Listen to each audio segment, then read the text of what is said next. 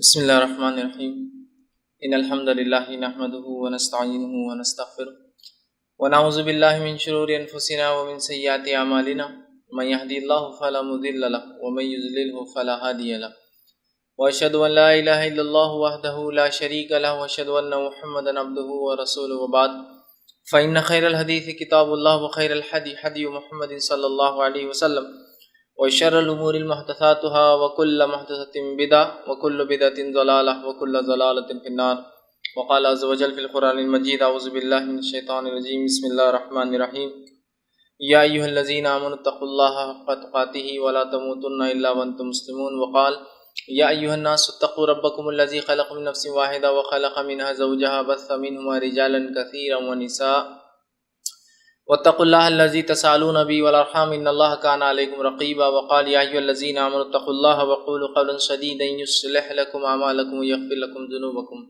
ومن يطع الله ورسوله فقد فاز فوزا عظيما اللهم صل على محمد وعلى آل محمد كما صليت على إبراهيم وعلى آل إبراهيم إنك حميد مجيد اللهم بارك على محمد وعلى آل محمد كما باركت على إبراهيم وعلى آل إبراهيم إنك حميد مجيد رب اشرح لي صدري ويسر لي أمري واحلل عقدة من لساني يفقهوا قولي قال عز وجل في القرآن المجيد بسم الله الرحمن الرحيم كل نفس ذائقة الموت اما بعد تمام تعریفیں اس اللہ عز و جل کے لیے لائق و زیبا ہے جو تمام جہانوں کا بنانے والا اور اسے پالنے والا ہے، اور درود و سلام اس کے آخری نبی محمد صلی اللہ علیہ وسلم پر۔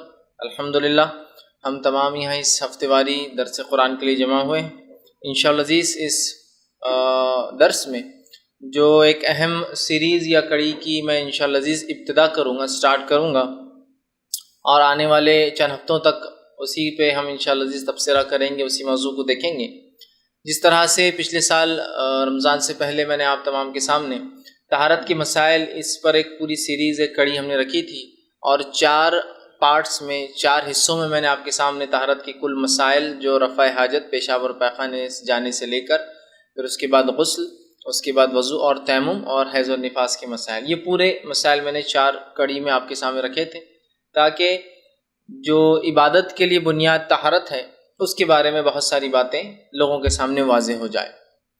اسی طرح جو سوالات کی کثرت آتی ہے اسی بنیاد پر ہم لوگ عنوان بھی تیار کرتے ہیں۔ جو اکثر لوگ سوال کرتے ہیں وہ جو عنوان ہے دوسرا، جس کے بارے میں انشاءاللہ عزیز آج سے میں ابتدا کروں گا، جس کے بارے میں کافی لوگوں نے ریکویسٹ بھی کی اور بہت سارے سوال بھی آتے ہیں، بہت ساری غلط فہمیاں بھی اس عنوان کے تعلق سے ہوتی ہیں، وہ ہے جو انسان کی بیماری سے لے کر اس کی موت سے لے کر اس کی تدفین، اور تدفین کے بعد کیا عمل کیے جائیں۔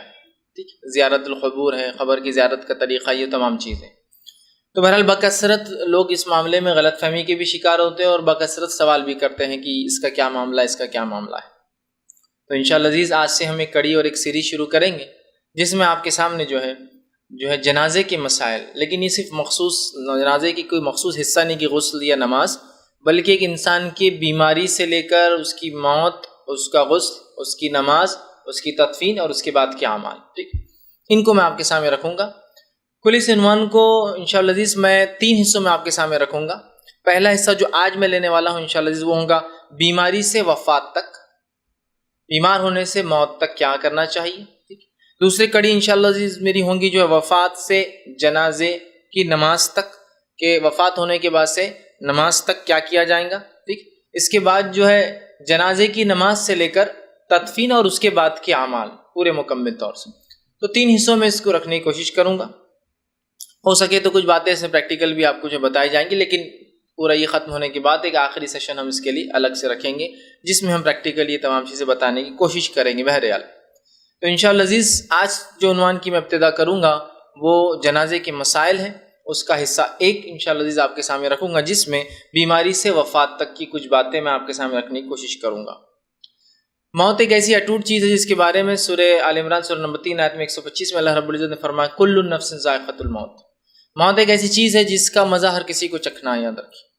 اور موت کے تعلق سے، میت کے تعلق سے، موت سے پہلے کے مسائل کے تعلق سے اتنی غلط فہمیاں پائی جاتی ہیں کہ انسان اس کے بارے میں علم نہیں رکھتا، حالانکہ اس سے کسی کو جس کو کہیں گے ہم فرار نہیں ہے، کوئی انسان موت سے بچ نہیں سکتا ہے، یا ایسا کوئی خاندان یا کوئی سماج یا کوئی فیملی نہیں جہاں کوئی مرا نہ ہو، ہے نا۔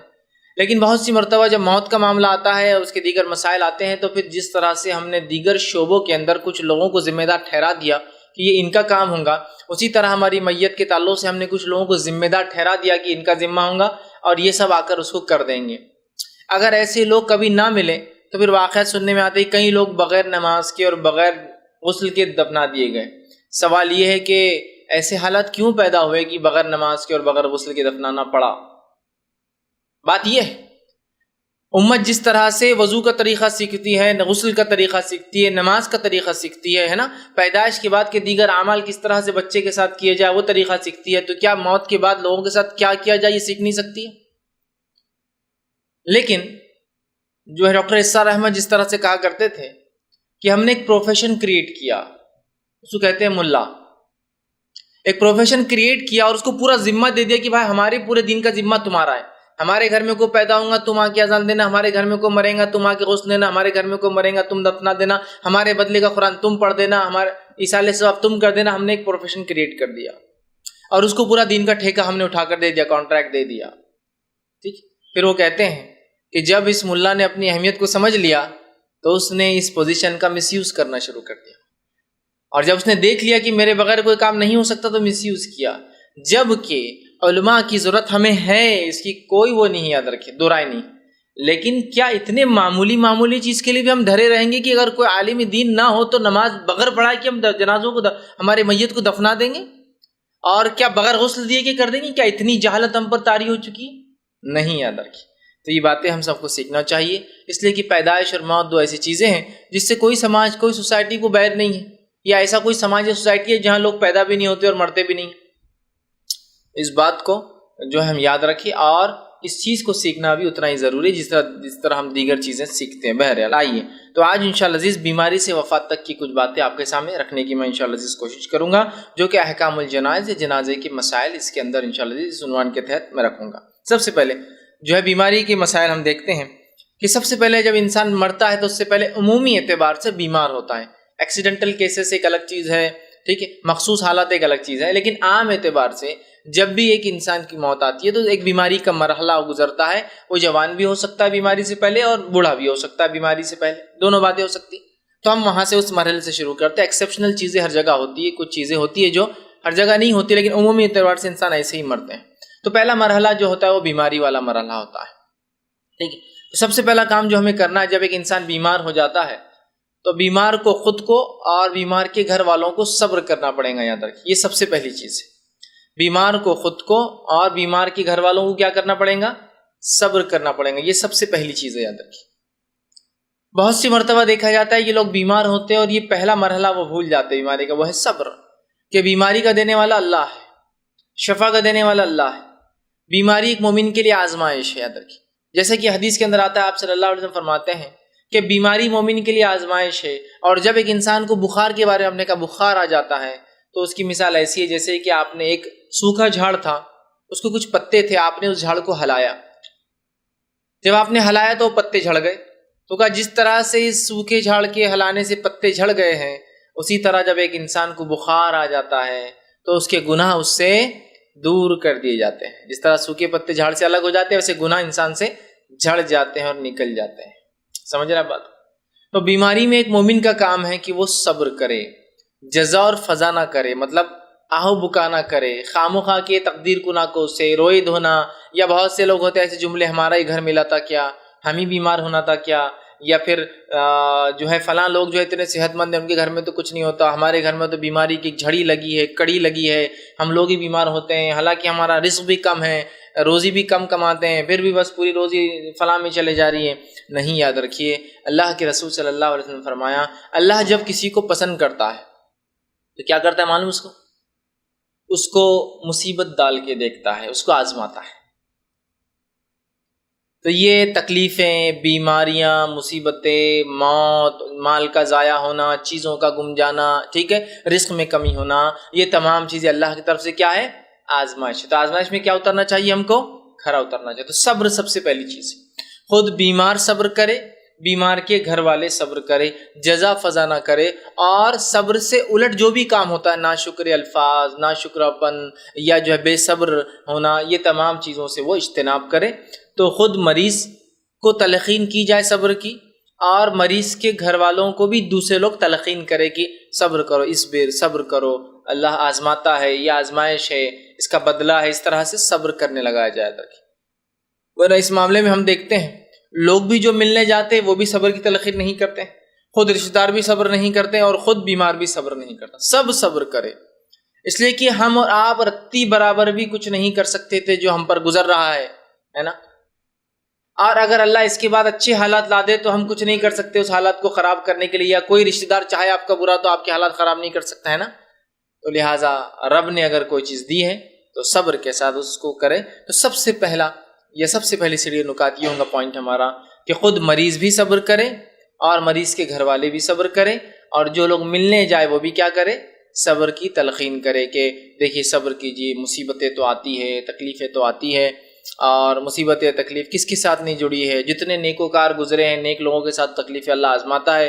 یہ تکلیفیں جو ہے گناہوں کے ایک طرح سے مٹانے کا طریقہ ہوتا ہے اللہ رب العزت کا، کہ مومن کو، جیسے کہ جامع ترمذی کی روایت ہے، مومن کو کوئی تکلیف نہیں پہنچتی مگر اللہ اس کے بدلے جو اس سے گناہ کو معاف کرتا ہے، اور اللہ مومن کو آزماتا ہے اور اتنا آزماتا ہے کہ جب وہ اپنے رب سے ملتا ہے تو اس کے اوپر کوئی گناہ باقی نہیں رہتا، اس کو کلین چٹ کر دیتا اللہ رب العزت کا، ہے نا۔ لیکن اس کا ہرگز مطلب نہیں ہے کہ کوئی یہ دعا کرے کہ اللہ جو کچھ میں نے گناہ کیا اس کا بدلہ مجھ سے یہاں لے لے، بلکہ دعا یہ ہو اللہ جو کچھ مجھ سے غلطیاں خطا ہوئی اس کے لیے مجھے معاف کر دے۔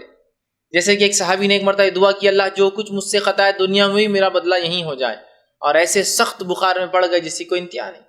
اللہ کے رسول صلی اللہ علیہ وسلم وہاں پہنچے، کہا تمہیں بخار آ گیا، کیا کیا تھا تم نے؟ تو کہا میں نے اللہ سے دعا کی تھی اللہ جو کچھ میرے سے گناہ ہوئے دنیا میں بدلہ لے لے۔ رسول اکرم صلی اللہ علیہ وسلم نے کہا تم نے ایسا کیوں کیا؟ یہ تو ظلم ہے، تم یہ کہتے ربنا آتنا فی الدنیا حسنۃ وفی الآخرۃ حسنۃ وقنا عذاب النار، اے اللہ میرے لیے ربنا آتنا فی الدنیا، دنیا علم اور عمل کے اعتبار سے میرے لیے آسان کر دے، اچھی کر دے، وفی الآخرۃ حسنۃ، اور آخرت میں بھی میرے ساتھ اچھا معاملہ کر، وقنا عذاب النار، اور مجھے آگ کے عذاب سے بچا۔ ٹھیک، تو بہرحال سب صبر کرے۔ دوسری چیز جو ہے علاج کرنا مستحب ہے، علاج کرنا سنت ہے، علاج کرنا ریکمینڈڈ ہے۔ یہ بات میں اس لیے کہہ رہا ہوں کہ بہت سے لوگ بیمار ہوتے اور علاج نہیں کرتے ہیں۔ کیوں نہیں علاج کرتے ہیں؟ نہیں علاج نہیں کرنے کا ہم کو اس لیے کہ بیماری اللہ کی طرف سے، پھر وہ ہٹانا چاہے تو ہٹائیں گا، نہیں تو ہم ایسے ہی رہیں گے۔ نہیں، علاج کرنا سنت ہے، اور بیمار انبیاء ہوئے، بیمار صلحاء ہوئے جو نیکوکار تھے لیکن انہوں نے علاج کروایا، ٹھیک ہے، تو علاج کروانا چاہیے۔ یہ الگ بات ہے کہ انسان جو ہے اس کو اگر غیر شرعی کوئی کام کرنا پڑے اور وہ کہے کہ میں تقوی اختیار کرتا ہوں اور علاج سے بہتر تو پھر یہ ہے کہ میں بیماری میں رہوں، یہ ایک الگ شکل ہے۔ لیکن سب کچھ ہونے کے بعد بھی اعراض کرنا علاج سے اچھی بات نہیں ہے، تو علاج کرنا مستحب ہے۔ ٹھیک، جب مسلمان بیمار ہو جاتا ہے اس کے لیے مباح ہے، اجازت ہے، مستحب ہے، ریکمینڈڈ ہے، سنت ہے، اور آپ صلی اللہ علیہ وسلم خود علاج کیا اپنا خود کا، تو یہ علاج کروانا چاہیے جب ہم بیمار ہو۔ اور رسول اکرم صلی اللہ علیہ وسلم فرماتے ہیں علاج کے تعلق سے، اور حدیث کے الفاظ اس طرح سے، یہ سنن ابن ماجہ کی اور مستدرک حاکم کی روایت، آپ نے فرمایا کہا ان اللہ لم ينزل دان الا انزل له شفاء فتداؤ، کہ اللہ تعالیٰ نے ایسی کوئی بیماری نہیں ہے جو نازل کی تو اس کی شفا بھی نازل کی، مطلب ایسی کوئی بیماری نہیں ہے جو نازل ہوتی ہے اللہ اس کی شفا بھی نازل کرتا ہے۔ فتداؤ، تو تم دوا کرو، ٹھیک ہے۔ تو اس حدیث سے ایک بات یہ پتہ چلی کہ بیماریاں نازل ہوتی ہیں، اور اللہ رب العزت لوگوں پر ان کے اعمال کے اعتبار سے بیماریاں نازل کرتا ہے نا۔ مختلف بیماریاں جو پچھلے زمانوں میں نہیں تھی آج دکھائی دے رہی ہے، اور جو آج ہو سکتا ہے اگلے زمانوں میں سے سخت ہو، ہے نا۔ دیکھیے آپ کتنی بیماریاں ہوتی ہیں، ہمارے اعمال کا نتیجہ بھی ہے، اللہ بیماریوں کیا کرتا ہے، نازل کرتا ہے۔ لیکن جب بھی کوئی بیماری نازل کرتا ہے کیا کرتا ہے ساتھ میں اس کا شفا، اس کا توڑ، اس کا بدل بھی نازل کر دیتا ہے۔ تو لہٰذا تم کیا کرو، آپ صلی اللہ علیہ وسلم فرمائے فتداؤ، تو تم جو ہے دوا کرو، ہے نا۔ جیسے کہ سانپ نے کاٹا ہے، سانپ کاٹتا ہے ان لوگوں کو، سانپ کے کاٹے کا علاج کیسے ہوتا ہے، اسی کے سانپ کے زہر سے کیا جاتا ہے نا، تو اس کا علاج موجود ہے نا۔ آپ ایسا کوئی بھی چیز لیجیے بیماری کی شکل میں ہو، اللہ نے رکھی، یہ الگ بات ہے کہ انسان کو اس کو تلاش کرنا ہوگا۔ جیسے کہ ایک حدیث میں آپ نے فرمایا جب کوئی مکھی کسی چیز میں گر جائے تو کیا کرو، پھر اس کو پورا ڈبا کر نکال کر پھینک دو۔ غسل وہ در ہے کتنا گندا ہے، اب ظاہر سی بات ہے آپ کے 1 کنٹل سالن ہے، پورا سالن پھینک دیتے ایک مکھی کی وجہ سے، گری تو ڈبا دو اور پھینک دو۔ اس لیے کہ آج ہمیں پتہ چلا، اور اللہ کے رسول نے بات فرما دی تھی حدیث کے اندر، کہ اس کے ایک پر میں بیماری ہوتی ہے تو دوسرے پر میں شفا بھی ہوتی ہے۔ سائنٹیفکلی آج پتہ چل رہا ہے کہ اس کو جب ڈبا دیتے ہیں تو اس کے باڈی میں سے ایسے اینٹیڈوٹس نکلتے ہیں اس کیڑے کے جو اسی بیماری کو ختم کر دیتے ہیں. سمجھ رہے آپ بات؟ تو بیماری ہے تو شفا بھی. فتداؤ تو حکم دیا دوا کرو. تو جب بھی کوئی بیمار پڑ جائے کیا کرے؟ دوا کرے. ٹھیک ہے، علاج کرے کہ جو ہے کہ اس کا علاج تلاش کرے. اور علاج کے لیے جو کچھ کوششیں ہو سکتی ہے وہ کوشش جو انسان جو ہے علاج کے لیے ضرور جو ہے کرے. ٹھیک. اسی طرح جو ہے جب علاج کا معاملہ آتا ہے تو یاد رکھیے حرام اشیاء سے، حرام چیزوں سے علاج کرنا درست نہیں ہے، اس لیے کہ حرام میں شفا نہیں. یہ بات بھی یاد رکھیے.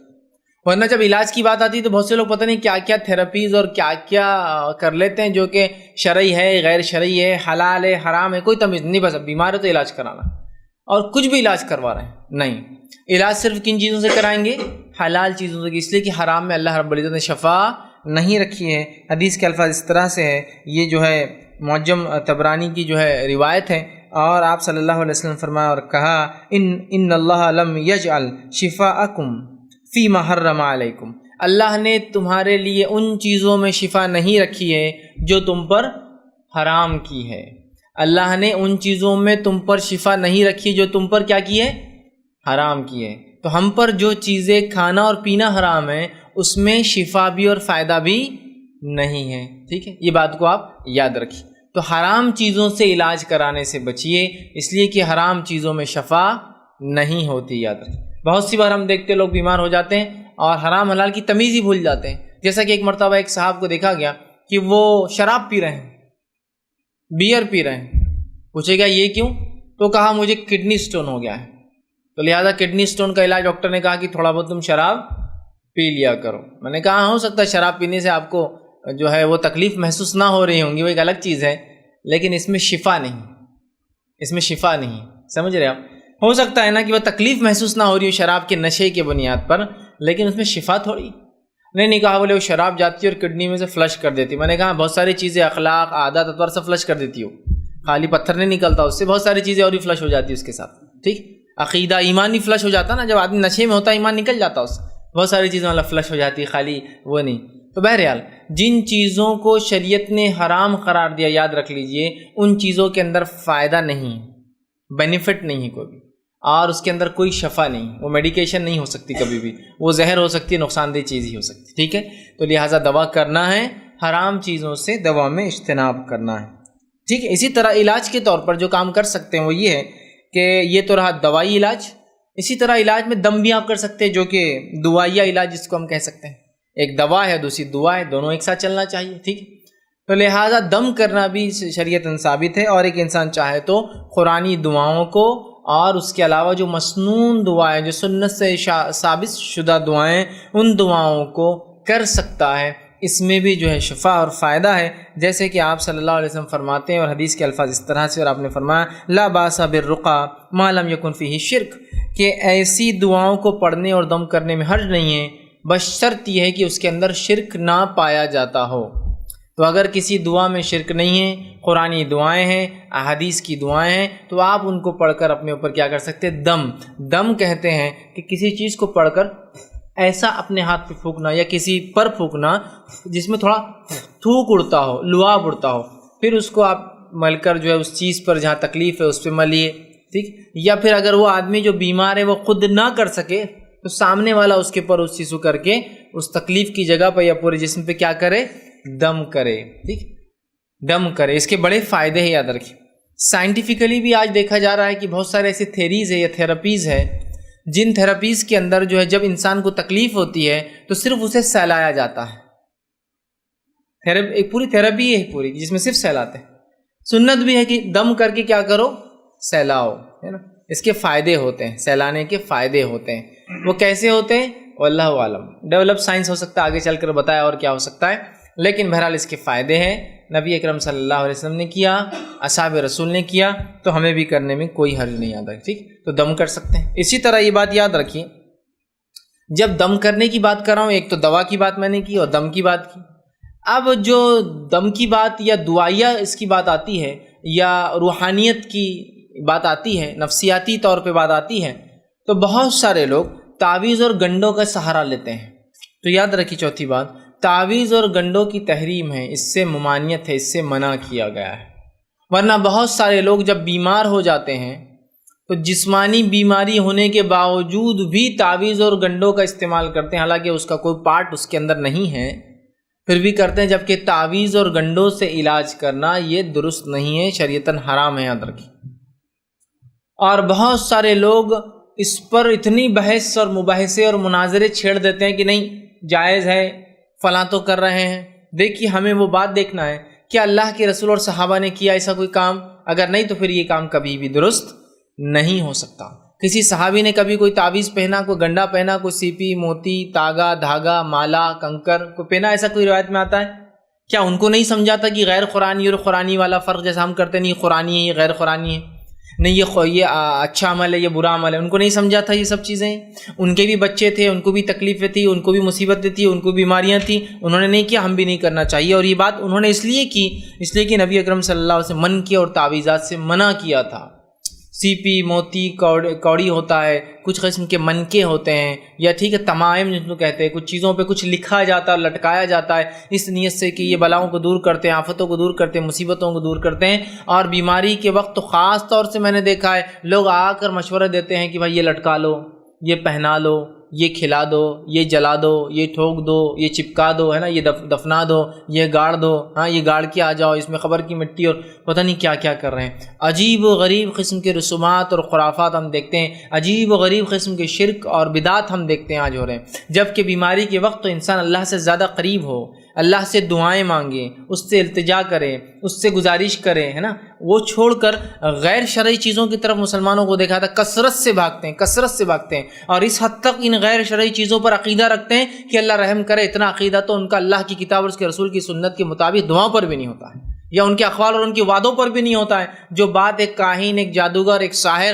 اور ایک ملا کی ہو جاتی ہے کہ بھائی یہ پہننے سے یہ ہو جائے گا، تو بس اس کو ہو گیا ہو، نیکسٹ مومنٹ ہی اس کو ہو گیا ہو، سائیکولوجیکلی فٹ ہو گیا اسی ٹائم میں، اس حد تک ہوتا ہے۔ اور یہ ایسا وقت ہوتا ہے یاد رکھے بیماری، یہ شیطان یہاں آ کر عقیدہ اچک لے جاتا ہے بہت سارے لوگوں کا۔ اچھے لوگوں کو دیکھا کہ اللہ رحم کرے کہ بیماری جب آئی تو ان کا کتاب و سنت اور توحید کا عقیدہ ایک طرف ہی رہ گیا، شرک اور بدعت میں موت ہوئی ان کی، شرک اور بدعت میں، اس لیے کہ ذہنی طور سے ہم نے یہ مان لیا کہ اس کا علاج اس کے علاوہ نہیں ہے، جبکہ ہم خود یہ مانتے ہیں کہ بیماری اللہ دیتا ہے، تو شفا اللہ سے کیوں نہ طلب کی جائے؟ پھر ایسے انسان سے تو وہ انسان بہتر ہے جو علاج نہ کرے، جو ضد کر رہا ہے کہ علاج کی ضرورت ہی نہیں مجھے، اس لیے کہ پھر میرے گھر والے حلال حلال کی تمیز نہیں کریں گے، وہ بہتر ہوگا کہ عقیدے کی برائی انسان چھوڑ کے جائے اپنی موت سے پہلے، یا خود کر بیٹھے، اللہ حفاظت کرے ہماری، بہت ڈینجرس بات ہے۔ ٹھیک، تو تعویذات وہ کرتے ہیں، جبکہ نبی اکرم صلی اللہ علیہ وسلم نے جو ہے حاکم کی اور مسند احمد کی روایت ہے، آپ نے فرمایا کہا من علق تمیمۃ فقط اشرک، آپ نے فرمایا کہ جس نے تعویذ لٹکا لیا اس نے شرک کیا۔ تمائم، ہر وہ چیز جس کو کسی عقیدے سے لٹکایا جائے کہ شفا لا سکتا ہے، برائی کو دور کر سکتا ہے، اچھائی کو لانے والا ہے، خیر کو لانے والا ہے، تمام چیزیں تمائم میں انکلوڈڈ ہے، اس نے شرک کیا۔ دوسری جگہ فرماتے اور کہتے ہیں، حدیث کے الفاظ دیکھیے، یہ بھی مسند احمد کی روایت ہے، آپ نے فرمایا کہا من علق تمیمۃ فلا اتم اللہ لہ ومن علق ودعۃ فلا ودع اللہ لہ۔ بہت خطرناک حدیث ہے، آپ صلی اللہ علیہ وسلم فرمایا کہا جو من کے گلے میں ڈالے، عرب اپنے جانوروں کے، انسان اپنے بچوں کے گلوں میں من کے ڈالتے تھے، من کے، اس کی نیت یہ تھی کہ اس سے جو ہے بیماریاں ان سے دور رہیں، ٹھیک، یا نظر بد سے یہ بچے۔ تو آپ نے فرمایا کہا جو شخص جو ہے، آپ نے فرمایا من کے ڈالے، اللہ اس کی مراد کبھی پوری نہ کرے، جو شخص من کے ڈالے اللہ اس کی مراد کبھی پوری نہ کریں۔ اور آگے فرمایا اور جو کوئی کوڑی یا سیپی لٹکا لے، وہ لوگ اپنے جانور کے اوپر مکان اور دکانوں پہ کوڑیاں اور سیپی لٹکاتے تاکہ شیاطین دور ہے، نظر بد نہ لگے، تو جو شخص کوڑی لٹکا لے، آپ نے فرمایا ڈالے، اس کو اللہ آرام نہ دے کبھی، اس کو ہمیشہ مصیبت اور تکلیف میں رکھے۔ جو من کے ڈالے اللہ اسے سکون نہ دے، اور جو کوڑی ڈالے اللہ اس کو آرام نہ دے۔ رسول اللہ بددعا دے رہے ہیں۔ ہمارے پاس تو بچے کی پیدائش ہوتی من کے ڈال دی جاتے گلے کے اندر، ہاتھوں کے اندر، ادھر ایک کالے من کے، ہے نا، کالے کلر کے من کے ہوتے چمکدار، اس کے اندر کچھ ڈیزائن ہوتا ہے، ادھر دونوں ہاتھ میں اور ایک گلے میں چھوٹا، کیوں؟ حفاظت کے لیے۔ تو ایسا آدمی کبھی فلا نہ پائے اور کبھی اللہ اس کو آرام نہ دے۔ دانتوں کے نکلنے کے لیے اللہ آرام نہیں دیں گے، چونکہ دوا تھوڑی ہے وہ سب جو ہے من کے، یہ اسی قسم تمائم اور یہ جو لٹکانے والی چیزوں میں۔ اسی طرح آپ صلی اللہ علیہ وسلم نے ایک شخص کو دیکھا وہ ایک کڑا لگا کے آیا تھا اپنے ڈنڈ پر. بہت سے لوگ ہمارے پاس پیر میں ڈنڈ پر ہے نا کڑے لگاتے ہیں, ہاتھوں میں انگلیوں میں انگوٹھی ڈالتے ہیں قسم کی. کیوں؟ یہ اس سے شفا ہوتی, فائدہ ہوتا, یہ ہوتا, وہ ہوتا. آئیے سنیے, نبی اکرم صلی اللہ علیہ وسلم جب دیکھا مسند احمد کی روایت, کہا اس سے اتار دے. پوچھا کیوں پہنا؟ تو کہا اللہ کے رسول ایک جلد کی بیماری ہوتی ہے, اسکن ڈیزیز تھا, اس سے بچنے کے لیے میں نے کڑا پہنائی. تو آپ صلی اللہ علیہ وسلم جب پوچھا تو فوراً کہا, اور اسے کہا اس شخص کو اسے اتار دے, یہ تیری کمزوری کو اور زیادہ بڑھا دیں گا. یہ کڑا کیا کریں گا؟ تیری کمزوری کو اور زیادہ بڑھا دیں گا. اور اگر تو اس حال میں مر گیا, اس حال میں اگر تو مر گیا تو تو کبھی کامیاب نہیں ہوگا, کبھی فلاح نہیں پائیں گا. اسے اتار دے, یہ تیری کمزوری کے علاوہ کسی چیز میں اضافہ نہیں کریں گا, اور اگر تو اس حال میں مر گیا تو تو کبھی فلاح نہیں پائیں گا. اسی طرح جو ہے پانچویں چیز جو ہم یاد رکھیں گے وہ یہ کہ بعض دعاؤں کے ساتھ نبی اکرم صلی اللہ علیہ وسلم نے جو ہے شفا طلب کی اللہ سے. اور بہت ساری دعائیں یاد رکھیں, بہت ساری دعائیں. اتنا وقت نہیں کہ میں ان دعاؤں کو رکھوں, بس میں آپ سے یہی کہوں گا کہ حسن المسلم ایک دعاؤں کی کتاب آتی ہے, علی الوہف القحطانی کی وہ کتاب ہے, بہت چھوٹی سی ہوتی ہے. میں ہر بار ریکمنڈ کرتا ہوں لوگوں کی اپنے گھر میں ضرور اس کتاب کو رکھیں. یہ دوسری نورانی دعائیں اور نورانی فلاں اور یہ دعائیں اور فلاں یہ سب چھوڑ دیجیے. یہ وہ دعائیں ہیں جو قرآن حدیث سے ثابت ہے سندن, ان کو آپ نے لکھا اور جمع کیا ہے. ان کے اندر بہت ساری دعائیں جو مریض سے ملتے وقت, ملنے کے بعد اس کے جسم پر ہاتھ رکھ کر یا تکلیف کی جگہ پہ رکھ کر پڑھنے کے لیے. ٹھیک, چونکہ وقت نہیں ساری دعاؤں رکھنے کا, اور اگر میں پڑھوں بھی تو پھر بہت مشکل ہوتا ہے سمجھنا. تو آپ وہ کتاب لیں, اور ان میں سے جو دعائیں مریض کے اوپر ہاتھ رکھنے والی, خود تکلیف ہو تو ہاتھ رکھنے والی, جس جگہ تکلیف وہاں ہاتھ رکھ کر پڑھنے والی, جن کی تعداد 3 مرتبہ پڑھنے کی, 7 مرتبہ جو ثابت ہے انہوں نے لکھی ہے, ان دعاؤں کو لے, اور ان دعاؤں کے ذریعے جب خود مریض کے پاس جائے تو ان کو وہ دعائیں کرے, اور خود اگر بیمار ہو جائے تو ان دعاؤں سے اللہ سے شفا طلب کرے, ساتھ میں دوا بھی کرائے. ٹھیک ہے, دوا کا پہلو تو ہر جگہ شامل ہی ہے, ساتھ میں دعا کا پہلو. ورنہ بہت سارے لوگ صرف دوا کا پہلو, بیمار ہو گئے تو کہاں جانا ہے؟ ڈاکٹر کے پاس. کیا کرنا ہے؟ دوا لانا ہے. پھر کیا کرنا ہے؟ دوا کھانا ہے. بیمار ہو گئے تو اللہ سے شفا طلب کرنا ہے, دعائیں کرنا ہے, ڈاکٹر کے پاس بھی جانا ہے, دوا بھی لانا ہے, دوا بھی کھانا ہے. لیکن ایک پورا مکمل پہلو ہم دعا کا چھوڑ دیتے ہیں اور صرف دوا پہ ڈیپینڈ ہو جاتے ہیں. نہیں, ہم دعا بھی کریں گے اور دوا بھی کریں گے. وہ لوگ بھی درست نہیں جو مکمل کہتے ہیں کہ نہیں دوا کی ضرورت ہی نہیں, بس دعا کافی ہے. آپ صلی اللہ علیہ وسلم نے خود علاج کیا نا, جنگ احد میں آپ نے جو راکھ کے ذریعے اپنے زخم کو بھروایا, آپ کی بیٹی فاطمہ رضی اللہ عنہا نے اس کو بھرا, تو یہ کیا تھا؟ یہ کیا نمونہ دے رہے نبی ہم کو؟ علاج کرانا ہے. ٹھیک ہے, تو میرا علاج کرانا چاہیے. تو وہ دعاؤں کو آپ یاد کریں اور ان کو پڑھ کر اپنے اوپر دم کریں, یہ بہت اچھی چیز. اسی طرح چھٹی چیز جو ہے وہ یہ ہے, خود نبی اکرم صلی اللہ علیہ وسلم نے مشرکین میں سے ایسے لوگ جو کسی فن میں مہارت رکھتے تھے ان کی مدد اپنے زندگی میں لی. مثال کے طور پر آپ جب مکے سے مدینہ ہجرت کر کے گئے تو آپ نے غیر مسلم کا سہارا لیا, مشرک کا, جو راستہ بتانے میں مہارت رکھتا تھا. ہے نا بات بالکل درست, سنت کا یہ واقعہ ہے پورا. ٹھیک, تو پتہ چلا کہ غیر مسلم سے بھی علاج کروایا جا سکتا ہے. خود صحابیات, بہت سے لوگ یہ سوال کرتے ہیں کیا ایک مرد مسلم غیر مسلم یا مسلم اور ڈاکٹر سے علاج کروا سکتا ہے؟ اگر اسپیشلسٹ نہ ہو, اگر ضرورت پڑ جائے مجبوری ہے تو ہاں کروا سکتا ہے. خود صحابیات کی کئی روایتیں صحیح بخاری میں موجود ہیں کہ وہ کہتی ہے کہ جب جنگ میں صحابہ گر جاتے زخمی ہو کر تو ہم اٹھا کر لاتی اور ان کی مرہم پٹی کرتی, پانی پلاتی. یہ کس چیز کی دلیل ہے؟ صحابیات, بلکہ امہات کے بھی الفاظ ہے, کچھ امہات بھی یہ کام کرتی تھی. تو ظاہر سی بات ہے جنگ میں کون لڑتے تھے؟ صحابہ. اٹھا کر لانے, پھر مرہم پٹی کرنا, تو ظاہر سی بات ہے ہاتھ لگتا ہوگا جسم کو. یہ شرعی ضرورتیں ہیں, یہ شرعی مجبوریاں ہیں, یہ انسانی جان کی حفاظت کا معاملہ ہے. سمجھ رہے؟ اور اسلام کوئی ظالم اور جبر پہ مبنی دین نہیں ہے کہ ظلم اور جبر پہ, بلکہ یہ ایک ایسا دین ہے جو انسانی فطرت پر ہے. سمجھ رہے آپ؟ تو بہرحال علاج کروا سکتے ہیں. ٹھیک ہے, اگر جو ہم دیکھتے ہیں جو ہے اسی طرح جو ہے کہ ہم جو ہے غیر مسلم ڈاکٹر سے جو ہے علاج کروا سکتے ہیں. ساتویں چیز جو ہے یہ, اگر ایسی بیماریاں ہوں جو انسان کو لگتی ہے تو انہیں, یا ایسی بیماریاں جو متعدی ہوتی ہیں تو لوگوں کو مخصوص وارڈز میں رکھنا بھی سنت ہے, یاد رکھیے. اب بہت سے لوگ بڑے وہ ہو جاتے ہیں کہ وہ حدیث کا کیا جو صحیح مسلم کی ہے کہ چھوت چھات کوئی چیز نہیں ہے. آپ سن کی ایک حدیث ہے, آپ نے فرمایا ہے کہ چھوت چھات کوئی چیز نہیں، اسی کوئی حقیقت نہیں، مطلب چھونے سے کوئی بیماری نہیں آتی ہے، بات بالکل صحیح ہے۔ صحیح مسلم کی وہ روایت یہ بتا رہی ہے کہ آپ صلی اللہ علیہ وسلم کے زمانے میں عربوں میں ایک طریقہ تھا، ایک عقیدہ تھا، معاف کرنا طریقہ نہیں عقیدہ تھا۔ عقیدہ یہ تھا کہ بیماری میں اس کی ذات سے ایک صفت ہوتی ہے کہ وہ جس کو چاہے لگ سکتی ہے، بیماری میں اس کی ذات سے ایک صفت ہوتی ہے جس کو چاہے لگ سکتی ہے۔ اس عقیدے کے توڑنے کے لیے اللہ کے رسول نے فرمایا کہ چھوت چھات کی کوئی حقیقت نہیں ہے۔ ایک شخص آئے گا اللہ کے رسول، اس کے خارشی کھجلی والے اونٹوں کے ساتھ میرے اونٹ رہے جس کی وجہ سے میرے اونٹوں کو کھجلی ہو گئی، تو آپ صلی اللہ علیہ وسلم فرمایا کہا اچھا اس کے اونٹوں سے تیرے اونٹوں کھجلی، کہاں؟ تو کہا اس کے اونٹوں کیسے کھجلی ہوئی؟ تو کہا اس کے اونٹوں کو اس کے اونٹوں سے کھجلی ہوئی۔ کہا اس کے اونٹوں کیسے کھجلی کی بیماری ہوئی؟ تو کہا اس کے اونٹوں کو اس سے ہوئی۔ تو آپ نے کہا پھر اس کے اونٹوں کیسی ہوئی؟ تو کہا وہ پہلے اونٹ کو تو اللہ نے دی۔ تو کہا وہ پہلے اونٹ کو بھی اللہ نے دی اور بعد کے سب اونٹوں کو بھی اللہ نے دی۔ عربوں کا عقیدہ کیا تھا؟ بیماری خود سے پھیلتی ہے۔ رسول اللہ نے اس چیز کو توڑنے کے لیے کہا چھوت چھات کی کوئی حقیقت نہیں ہے۔ چھوت چھات سمجھتے ہیں نا، ہم بس بولتے ہیں نا چھوت بھی بولتے ہیں اس کو عام زبان میں، ہے نا۔ کسی کو اولاد پیدا ہو گئی تو بولتے اس کے نزدیک نہیں جانا، ورنہ کیا ہوتا چھوت، وہ چھونے سے بیماری آتی، یہ ہوتا وہ ہوتا، حتیٰ کہ اگر 40 دن جب عورت گزار چکی ہوتی ہے اولاد کی پیدائش کیا تو اس کے کپڑے سب جلا دیے جاتے، بہت سے گھروں میں نے دیکھا، رکھ کے سے گیس تیل ڈال کے جلا دیتے ہیں، کہ تو بولتے یہ منحوس ایام ہوتے ہیں عورت کی زندگی کے، اس کی نحوست ہر طرف پھیلتی ہے، وہ جہاں جائیں گی نحوست پھیلیں گی، بلکہ اولاد کی پیدائش کے بعد اگر کچھ عورتیں گھر سے باہر نکل جاتی تو بوڑھی عورتیں بولتی ہیں ارے سب نحوست لا دی عورت نے، چھوت۔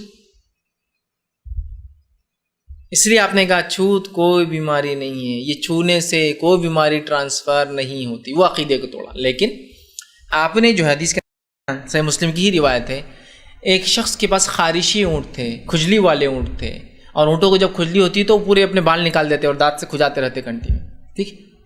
تو آپ نے فرمایا اور کہا کہ تیرے خارشی اونٹوں کو غیر خارشی اچھے اونٹوں سے الگ رکھ، احتیاط کرو۔ جب جانوروں میں اتنی احتیاط ہے تو انسانوں میں ہونی چاہیے نا، ورنہ بہت سے ایک صاحب کو میں نے دیکھا کہ ایک بچے کو آنکھ آئی ہوئی، آنکھ سمجھتے نا، آنکھ کی بیماری آئی ہوئی ہے، کسی نے کہا کہ آپ کے بچے کو تھوڑا الگ رکھیے، بولے نہیں کچھ نہیں ہوتا، بولے، اور اس کی آنکھ میں مل کے اپنی آنکھ میں مل رہے، میرا اللہ بہت ایمان اور عقیدہ ہے، بولے کوئی چھوت ووت نہیں ہوتا ہے۔ مطلب وہ حدیث کو سمجھ ہی نہیں پائے بیچارے، کیا معنی ہے آپ صلی اللہ علیہ وسلم کا؟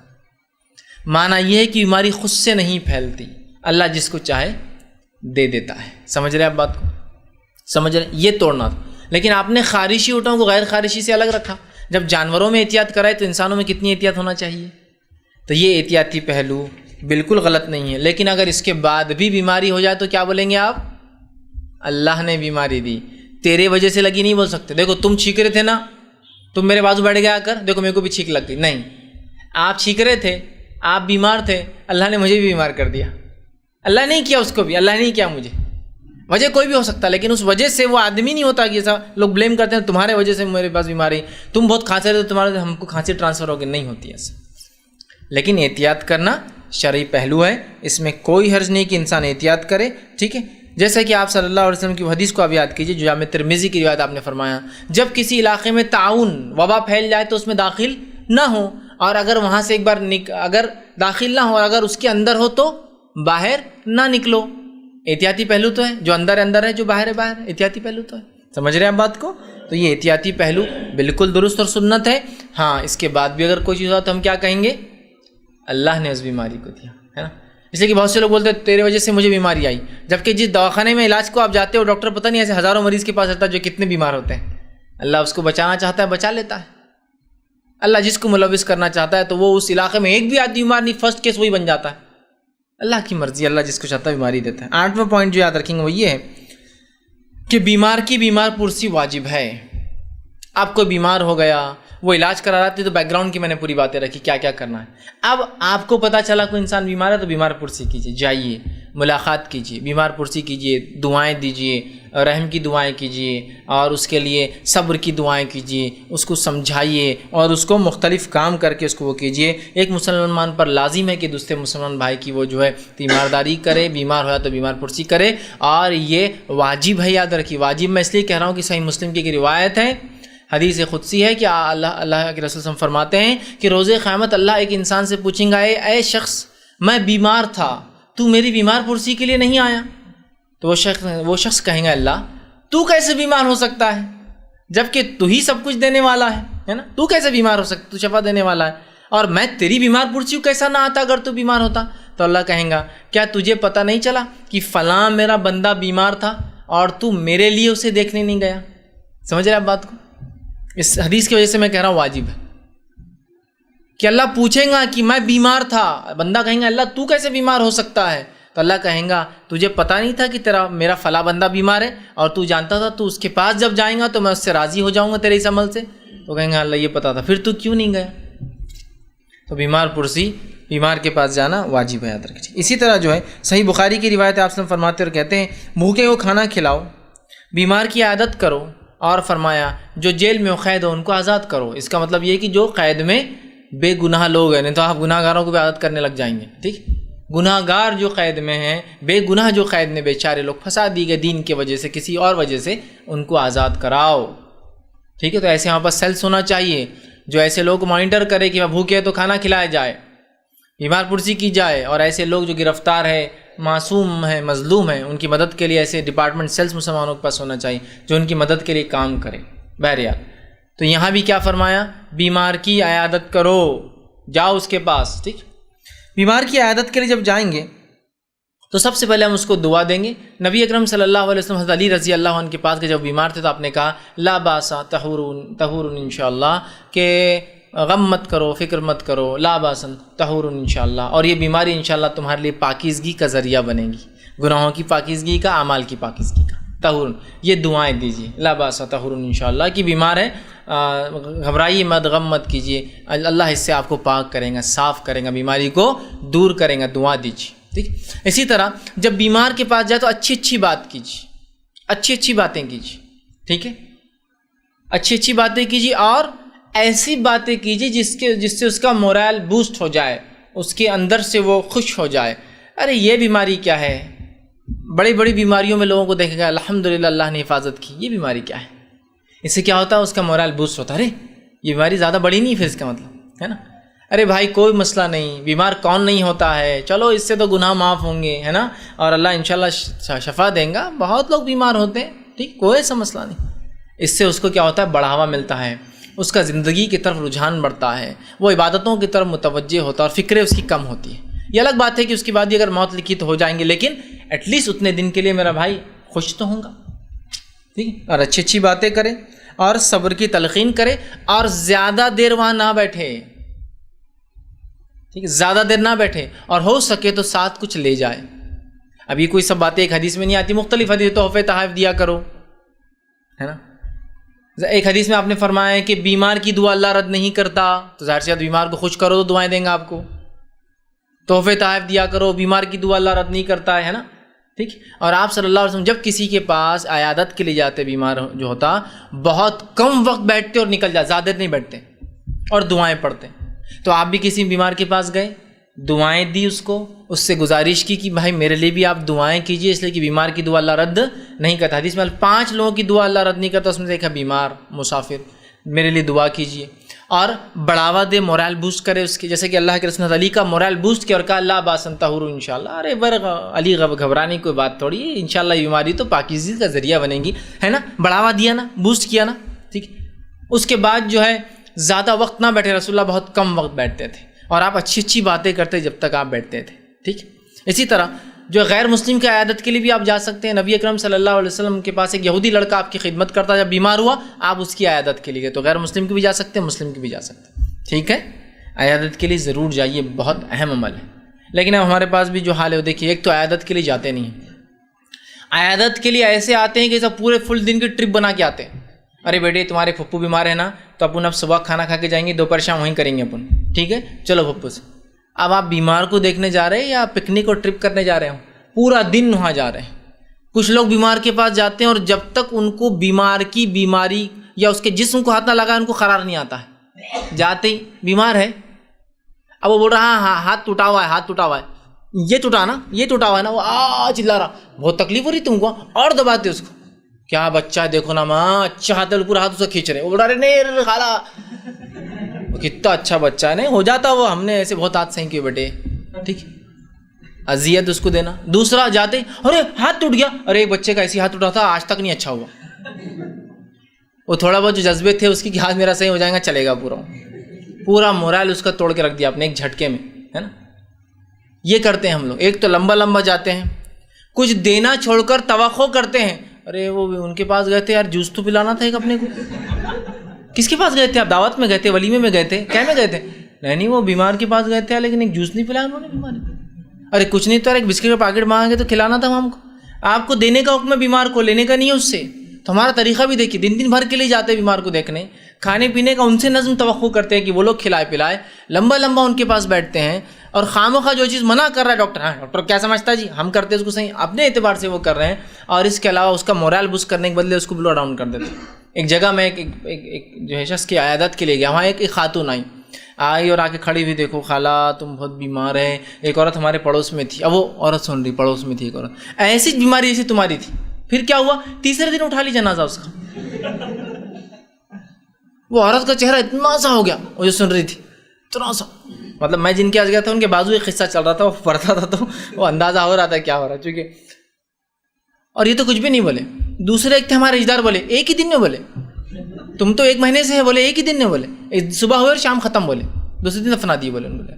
اب وہ انسان آپ اندازہ لگائیے ذہنی طور سے کیسا چور ہو رہا ہوگا ذہن کے اندر کہ اب تو میرے جانے کا ٹائم آ گیا، اب تو نکلنے کا ٹائم آ گیا، اب تو یہ ہو رہا.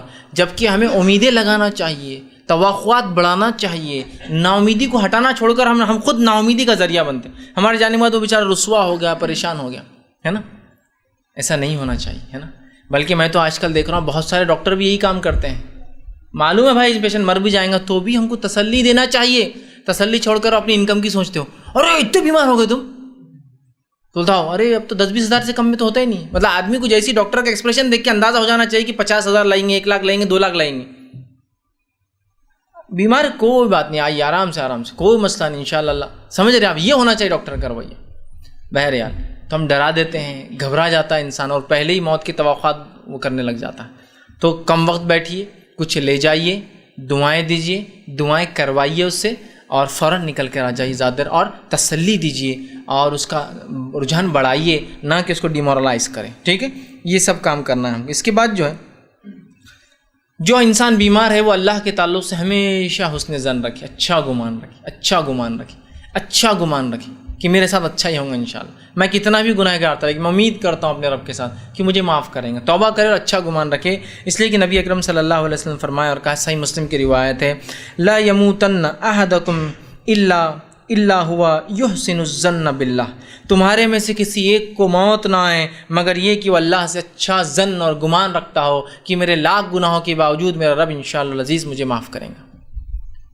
اچھا گمان رکھنا ہی بڑی اہم چیز ہے، یاد رکھیے. ہم لوگ اچھا گمان نہیں رکھتے اللہ سے جب بیمار ہو جاتے. سب سے پہلا گمان ہمارا خود کا، بیمار کا، ارے اب میرے ساتھ کچھ تو برا کیا اس لیے برا ہی ہو رہا ہوں گا. سامنے والے کا، ارے بہت گناہ کیے، لگتا ہے انہیں بہت بیمار پڑ رہے اب تھوڑے دن سے. دونوں برا ظن رکھ رہے. اچھا ظن کی ٹھیک ہے اللہ نے بیمار کیا، امید ہے اللہ اس بیماری سے میرے گناہ معاف کر دے اور انشاءاللہ عزیز میرے ساتھ اچھا معاملہ کرے. حالانکہ میں گناہ کروں، اعتراف ہے میرے گناہوں کا مجھے، اس لیے کہ اللہ کے علاوہ کون معاف کریں گے ایک بندے کو، ہے نا. تو جس بندے کو پتا ہے کہ اس کا ایک رب ہے اور وہی معاف کرتا ہے تو اس کا رب بھی اس کو معاف کرتا ہے نا. حدیث کے الفاظ آپ سے فرماتے ہیں، جب ایک بندہ گناہ کرتا اور کہتا ہے اللہ کہ میں تجھ سے اس گناہ کی معافی چاہتا ہوں، تو اللہ فرشتوں سے کہتا ہے، اے فرشتوں یہ میرا ایک بندہ ہے، اسے پتا ہے کہ اس کا ایک معاف کرنے والا رب ہے. چونکہ اللہ کو پتا ہے نا اللہ کے علاوہ کوئی معاف کرنے والا ہے کیا نہیں، اور بندے کو پتا ہے معافی مانگنے اللہ کے علاوہ کوئی نہیں. تو فرشتوں سے اللہ کہتا ہے اسے پتا ہے اس کا ایک معاف کرنے والا رب ہے، تم گواہ ہے نا میں نے اس کو معاف کر دیا. اس معاملے سمجھ رہے آپ؟ تو معافی مانگنا چاہیے، ٹھیک، اور اچھا ظن، حسن ظن رکھنا چاہیے، ٹھیک، چاہے جتنی بیماری ہو، جتنا معاملہ بڑھ جائے. اس کے بعد 10واں پوائنٹ جو رہے گا وہ یہ ہے کہ اب انسان موت کے قریب ہو گیا، آپ نے دوا کی، شرعی اعتبار سے کیا، سب کچھ کیا، آپ خود گئے، ٹھیک ہے. بہرحال ایک حدیث رہ گئی تھی بیمار پرسی کے تعلق سے، بڑی اہم حدیث ہے انشاءاللہ وہ رکھتا ہوں. آپ وسلم فرماتے اور کہتے ہیں، جب کوئی مسلمان اپنے بھائی کی عیادت کے لیے، وہ بیمار ہو جاتا ہے، عیادت کے لیے آتا ہے، تو پہنچنے تک وہ جنت کے راستے پر چلتا ہے. جب تک وہ وہاں پہنچتا ہے وہ ایک طرح جنت کے راستے پر چلتا ہے. پھر فرمایا جب وہ وہاں بیٹھ جاتا ہے تو رحمت اسے ڈھانپ لیتی ہے. جب وہ آدمی کے پاس جا کے رحمت اسے ڈھانپ لیتی ہے. اور اگر وہ صبح نکلتا ہے کسی کی تیمارداری یا عیادت کے لیے تو شام تک 70,000 فرشتے اس کے لیے دعائیں مغفرت کرتے ہیں. اور اگر شام میں نکلتا ہے تو صبح تک 70,000 فرشتے اس کے لیے دعائیں مغفرت کرتے ہیں. کتنی اہم بات ہے نا، 70,000 فرشتے صبح سے شام تک اور شام سے صبح تک دعا کریں، کس آدمی کے لیے؟ جو عیادت کے لیے جاتا ہے۔ اس عمل کو معمولی مت سمجھیے، ٹھیک۔ اب قریب، بالکل موت کے قریب انسان ہو رہا ہے، سب کچھ کر لیا، دوا وہ سب ہو گیا، اب اس وقت یاد رکھیے اس شخص کو کلمہ لا الہ الا اللہ کی تلقین کرے، خود بھی پڑھے تاکہ ہو سکتا ہے آپ کے پڑھنے سے وہ سنے اور تلقین کرے کہ لا الہ الا اللہ کہو، لا الہ الا اللہ کہو، اور اسے اس چیز کی تلقین کرے، اس لیے کہ آپ صلی اللہ علیہ وسلم کا یہ حکم ہے۔ آپ نے فرمایا، صحیح مسلم کی روایت اور فرمایا، آپ نے فرمایا لقنوا موتاکم لا الہ الا اللہ، تلقین کرو اپنے میت کو، مرنے والوں کو، کس چیز کی؟ لا الہ الا اللہ کی تلقین کرنا، لا الہ الا اللہ کہو، اس کے بازو بیٹھ کر پڑھیے، ہو سکتا پڑھنے سے اس کا، اگر غنودگی میں بھی تو ورد کریں گا، ٹھیک۔ اس کے لیے یہ بھی کوشش کرنی چاہیے کہ کچھ لوگوں کو آپ کو لگتا ہے کہ ان کی بیماری ختم نہیں ہونے والی ہے، ٹھیک، مرض بہت زیادہ ہے، آپریشن کر کے بے ہوش کر کے کوئی بہت بڑا بینیفٹ نہیں ملنے والا ہے، تو بیٹر ہے کہ وہ اگر ہوش میں رہے تو کلمہ پڑھتے رہیں گے۔ سمجھ رہے ہیں آپ بات کو؟ ورنہ بہت سی بار ہوتا ہے آخری دم تک آپ کوشش کرنا چاہتے ہیں، جبکہ آپ کو پتہ ہے یہ کوششیں بہت زیادہ کامیاب نہیں ہوتی ہے نا۔ 100 سال عمر ہو چکی ہے، تقریباً جسم کی چیزیں فیل ہو چکی ہے، اس کے بعد بھی آپ آپریشن کے لیے کیوں جا رہے ہیں؟ کہ تو اب ختم ہو گیا معاملہ ان کا۔ خواہ آپریشن سے بے ہوشی میں کچھ ہو جائے، اس سے اچھا ہے کہ حیات میں ہو، ہوش میں ہو تو کچھ پڑھ لیں گے تو کچھ بات بھی سمجھ میں آ جائے۔ سمجھ رہے ہیں آپ؟ بہرحال اس کو چیز کو یاد رکھیے، ورنہ بہت سی بار لوگ ڈال دیتے ہیں اٹھا کر، اور وہ ڈال دیتے ہیں وینٹیلیشن سسٹم کے اوپر، اور وہ کب بیچارہ گزر جاتا ہے، وہ مشین اس کو کتنے دن چلاتے رہتی ہے وہ بھی نہیں پتہ چلتا ہے آپ کو۔ سمجھ رہا؟ تو اس بات کو آپ ترجیح دیں کہ ہمارا میت جو ہے وہ کلمہ بھی پڑھے مرنے سے پہلے، یہ نہ ہو کہ بس علاج چکر میں اس کو آخر تک اس کو موقع ہی نہیں دے رہے ہیں آپ، تو اس کو کلمے کا ورد کیجیے، لا الہ الا اللہ کی تلقین کیجیے، اور جس شخص کے زبان پر آخری کلمہ لا الہ الا اللہ ہوں گا، آپ نے فرماتے ہیں، اس کی حدیث مسند احمد کی، آپ نے فرمایا من کان آخر کلامہ لا الہ الا اللہ دخل الجنہ، جس کا آخری جملہ اور کلام موت سے پہلے یہ رہا زندگی کا لا الہ الا اللہ، جنت میں جائیں گے۔ اور ایک دوسری روایت میں جس کی ابتدا لا الہ، جس کا پہلا جملہ جس انسان کا زندگی کا لا الہ الا اللہ اور آخری لا الہ الا اللہ، وہ جنت میں جائیں گے۔ سمجھ رہے آپ؟ اور دونوں کے لیے بہت کوشش لگتی ہے، بچے لا الہ الا اللہ سب سے پہلے بولے، بہت کوشش کرنا پڑتی ہے، اور مرتے وقت لا الہ الا اللہ نصیب ہو، اور اس کی دعا کرتے رہنا چاہیے کہ ہمیں موت آئے تو ہمارے زبان سے یہ کلمہ نکلے، دعائیں یہ جس کو بولیں گے حسن خاتمے کی دعا کرنا چاہیے ہمیشہ، کہ اللہ کلمے کے ساتھ موت دے، مطلب لا الہ الا اللہ میری زبان پہ ہو، یہ کرنا بھی چاہیے۔ اور جب آپ کسی کے پاس بیٹھے ہیں تو اس کو تلقین بھی کرتے رہنا چاہیے، کہو لا الہ الا، کہو لا الہ، ٹھیک۔ اس کے بعد جو کام ہے کہ آپ میت جو ہے اگر موت سے قریب ہے، لا الہ الا اللہ کہہ رہی ہے، کوشش کیجیے کہ قبلے طرف اس کا رخ کر دیں، کوشش کریں، ضروری نہیں ہے، حالات، سماج، معاشرہ، ماحول، گھر اس حالت میں نہیں ہوتے کہ قبلے طرف منہ، پاسبل ہے، ویل ٹھیک نہیں ہے، کوئی مسئلہ نہیں، کوئی مسئلہ نہیں، کرنا چاہیے، اچھی بات اس لیے کہ انسان کا خاتمہ بھی جو لا الہ الا اللہ پر ہو، اس کا چہرہ قبلے رخ ہو، اس لیے کہ آپ کی حدیث ہے کہ کعبہ ہمارے زندہ اور مردہ دونوں کا قبلہ ہے، ٹھیک، تو آپ قبلے رخ اس کا منہ کر سکتے ہیں، لیکن کوئی ضروری نہیں ہے، یہ بہت ایک ایسی چیز جو ڈیپینڈ ہے، زمین زمانہ ماحول سے بدلتی۔ اب اس کے بعد جو ہے، اب ایک انسان کو آپ نے تلقین کی اور قبل رخ کیا، اور اس کے بعد اس کو موت آ جاتی ہے، ٹھیک، اس کو موت آ جاتی ہے، تو موت کے وقت یاد رکھیے جب اس کو موت آ جاتی ہے تو اس کی آنکھیں بند کر دینی چاہیے، اور اس کے بعد اس کے ہاتھ پیر سیدھے کر دینے چاہیے، اس لیے کہ کیا ہوتا ہے انسان کو جب موت آتی ہے اور جب ہاتھ پیر اگر سیدھے نہ کیے جائے تو پھر کیا ہوتا ہے، وہ ہاتھ پیر ویسے ہی رہ جاتے ہیں، ٹھیک، تو فوراً سیدھے کرنا چاہیے، یا کسی کو اندازہ ہے کہ موت آ رہی ہے اس انسان کو تو فوراً اس کے پیر سیدھے کر لے، ہاتھ سیدھے کر لے، ٹھیک، مطلب موت آ گئی ہے اور وہ ختم ہو چکا ہے، زیادہ دیر چھوڑ دینے سے کیا ہوتا ہے، بہت سارے نقصانات جسم کو ہو جاتے ہیں، ہاتھ ٹیڑھے ہو جاتے ہیں، پیر ٹیڑھا ہو جاتا ہے، تو بہرحال سب سے پہلے مرنے کے بعد اس کی آنکھیں بند کر دینی چاہیے، اگر انسان مر جاتا ہے، کلمہ بھی اس نے پڑھا اور تلقین آپ نے کی تو آنکھیں بند کرنا چاہیے، اس لیے کہ آپ صلی اللہ علیہ وسلم فرماتے ہیں اور کہتے ہیں کہ جب ایک انسان مر جاتا ہے، حدیث اس طرح سے صحیح مسلم کی روایت ہے کہ روح جب قبض ہوتی ہے تو نظر اس کا پیچھا کرتی ہے، جب انسان کی روح قبض ہوتی ہے تو نظر اس کو دیکھتی رہتی ہے، اس کا پیچھا کرتی ہے، پھر اس کے گھر کے افراد رونے لگتے ہیں، تو آپ نے فرمایا اپنے جو ہے مردوں کی جو آنکھوں کو بند کر دیا کرو، اس لیے کہ جب انسان مر جاتا ہے تو آنکھیں کیا کرتی ہے، وہ اس روح کا پیچھا کرتی ہے، تو لہٰذا آنکھوں کو بند کر دینا چاہیے۔ تو انسان کا انتقال ہوا، آپ نے آنکھوں کو جو ہے اس کے بند کیا، بند کرنے کے بعد جو ہے اس کے پیر ہاتھ کو آپ سیدھا کریں، اور ہو سکے تو کس چیز میں لپیٹ دیا، کس چیز سے باندھ دے، تاکہ مرنے کے بعد میں کہہ رہا ہوں تاکہ اس کا جسم جو ہے اس میں رہے، گردن کو سیدھی کر دے، آنکھوں کو اس کی ڈھانپ دے اور اس کو بند کر دے، چونکہ نظریں پیچھا کرتی ہے. جیسے کہ آپ صلی اللہ علیہ وسلم جو ہے کہ ایک حدیث ہے، ابو سلمہ رضی اللہ عنہ کے جب انتقال کا وقت قریب آیا، ان کی آنکھیں کھلی تھی، آپ نے کہا کہ آنکھیں بند کر دو، اس لیے کہ جب روح نکل جاتی ہے تو آنکھیں اس کا پیچھا کرتی ہے، لہٰذا ان کی آنکھوں کو بند کر دیا کرو. تو ہمارا بھی کام ہے کہ آنکھوں کو ان کی جو بند کر دینا چاہیے. اسی طرح جو ہے آپ صلی فرماتے صحیح مسلم کی روایت ہے، جب تم بیمار ہو یا میت کے پاس جاؤ تو اچھی بات کہو، اس کے لیے فرشتے اس بات پر آمین کہتے ہیں. اور جب تم بیمار کے پاس جاؤ اور میت اب انتقال ہوا، آنکھ بند کی، سیدھا کیا، اب اس کے پاس اب اچھی باتیں کریں گے، اچھی باتوں میں اس کے لیے دعائیں مغفرت، اللہ رحم کرے، اس کو معاف کرے، جنت میں اعلیٰ سے اعلیٰ مقام دے. اس لیے کہ آپ صلی اللہ علیہ وسلم فرماتے ہیں کہ جب کوئی مر جاتا ہے یا کوئی بیمار کے پاس جاتا ہے اور جو باتیں کرتا ہے فرشتے آمین کہتے ہیں. آمین مطلب آمین کا مطلب ہوتا ہے اللہ قبول کر، اے اللہ قبول کر. تو میت کے بارے میں صرف اور صرف اچھی بات کرے، اس کے علاوہ کوئی بات نہ کرے، ورنہ بہت سی بار ہم میت کے نام پر اللہ معاف کرے بول کر ہر گناہ اس کی زندگی گنواتے جاتے. اللہ معاف کرے، بہت برے انسان تھے، لیکن مطلب پہلے معافی کی دعا اور پھر اس کی برائیاں گنوا رہے ہیں. جب معاف کرے بول دیا تو اب چھوڑ دیجیے اس کی باقی گناہ. ٹھیک ہے، تو لہٰذا دعا کرنا چاہیے، اچھی باتیں کرنا چاہیے، آنکھ بند کرنا چاہیے، جسم کو جو ہے سیدھا کرنا چاہیے، ہاتھ پیر جو ادھر ادھر جانے کا اندیشہ ہے ان کو سیدھا کر کے باندھنے کی کوشش کرنا چاہیے اور باڈی کو سیدھا کرنا چاہیے. اسی طرح موت کے قریب بہت سارے لوگ یہ غلطی کرتے ہیں کہ اس کو پلانے اور کھلانے کی کوشش کرتے ہیں. آخری وقت پانی پی لے تو آخری وقت پانی پینے کی کوئی فضیلت نہیں ہے، آخری وقت دودھ پینے کی کوئی فضیلت نہیں ہے، آخری وقت دودھ اور پانی پلا کے کوئی فائدہ اس کو نہیں ہونے والا ہے. الٹا اس کی سانس کی نالی میں اٹک سکتا، ٹھسکا لگتا ہے، ہچکیاں لگتی ہیں، بہت سارے پرابلمس ہوتے ہیں. تو پانی پلانے کی کوشش مت کیجیے. بہت سارے لوگ موت کے وقت میت سے، وہ پلاٹ کا کیا، آخری پلاٹ جو تمہارا بچا ہوا ہے، وہ تمہاری ایک بچی، اس کی شادی نہیں، اس کو کتنے زیور دینا ہے، وہ اس کا بچے کا کیا کرنا ہے، اس کے انجینئرنگ میں ڈالنا ہے، اس کو میڈیسن میں ڈالنا ہے، تمہاری بہت خواہش تھی، تمہارا من، پورے وصیتیں اس سے پوچھتے ہیں، جبکہ وراثت کا پورے مسائل قرآن بتا چکا ہے. اب اس کے کچھ بولنے سے فرق پڑنے والا نہیں. ہاں مرنے سے پہلے کچھ اہم وصیتیں کر دے وہ ایک الگ چیز ہے. اگر اس کے پاس ایسی کوئی چیز ہو جو اس کی وصیت کی ضرورت ہے وہ وصیت کر جائے.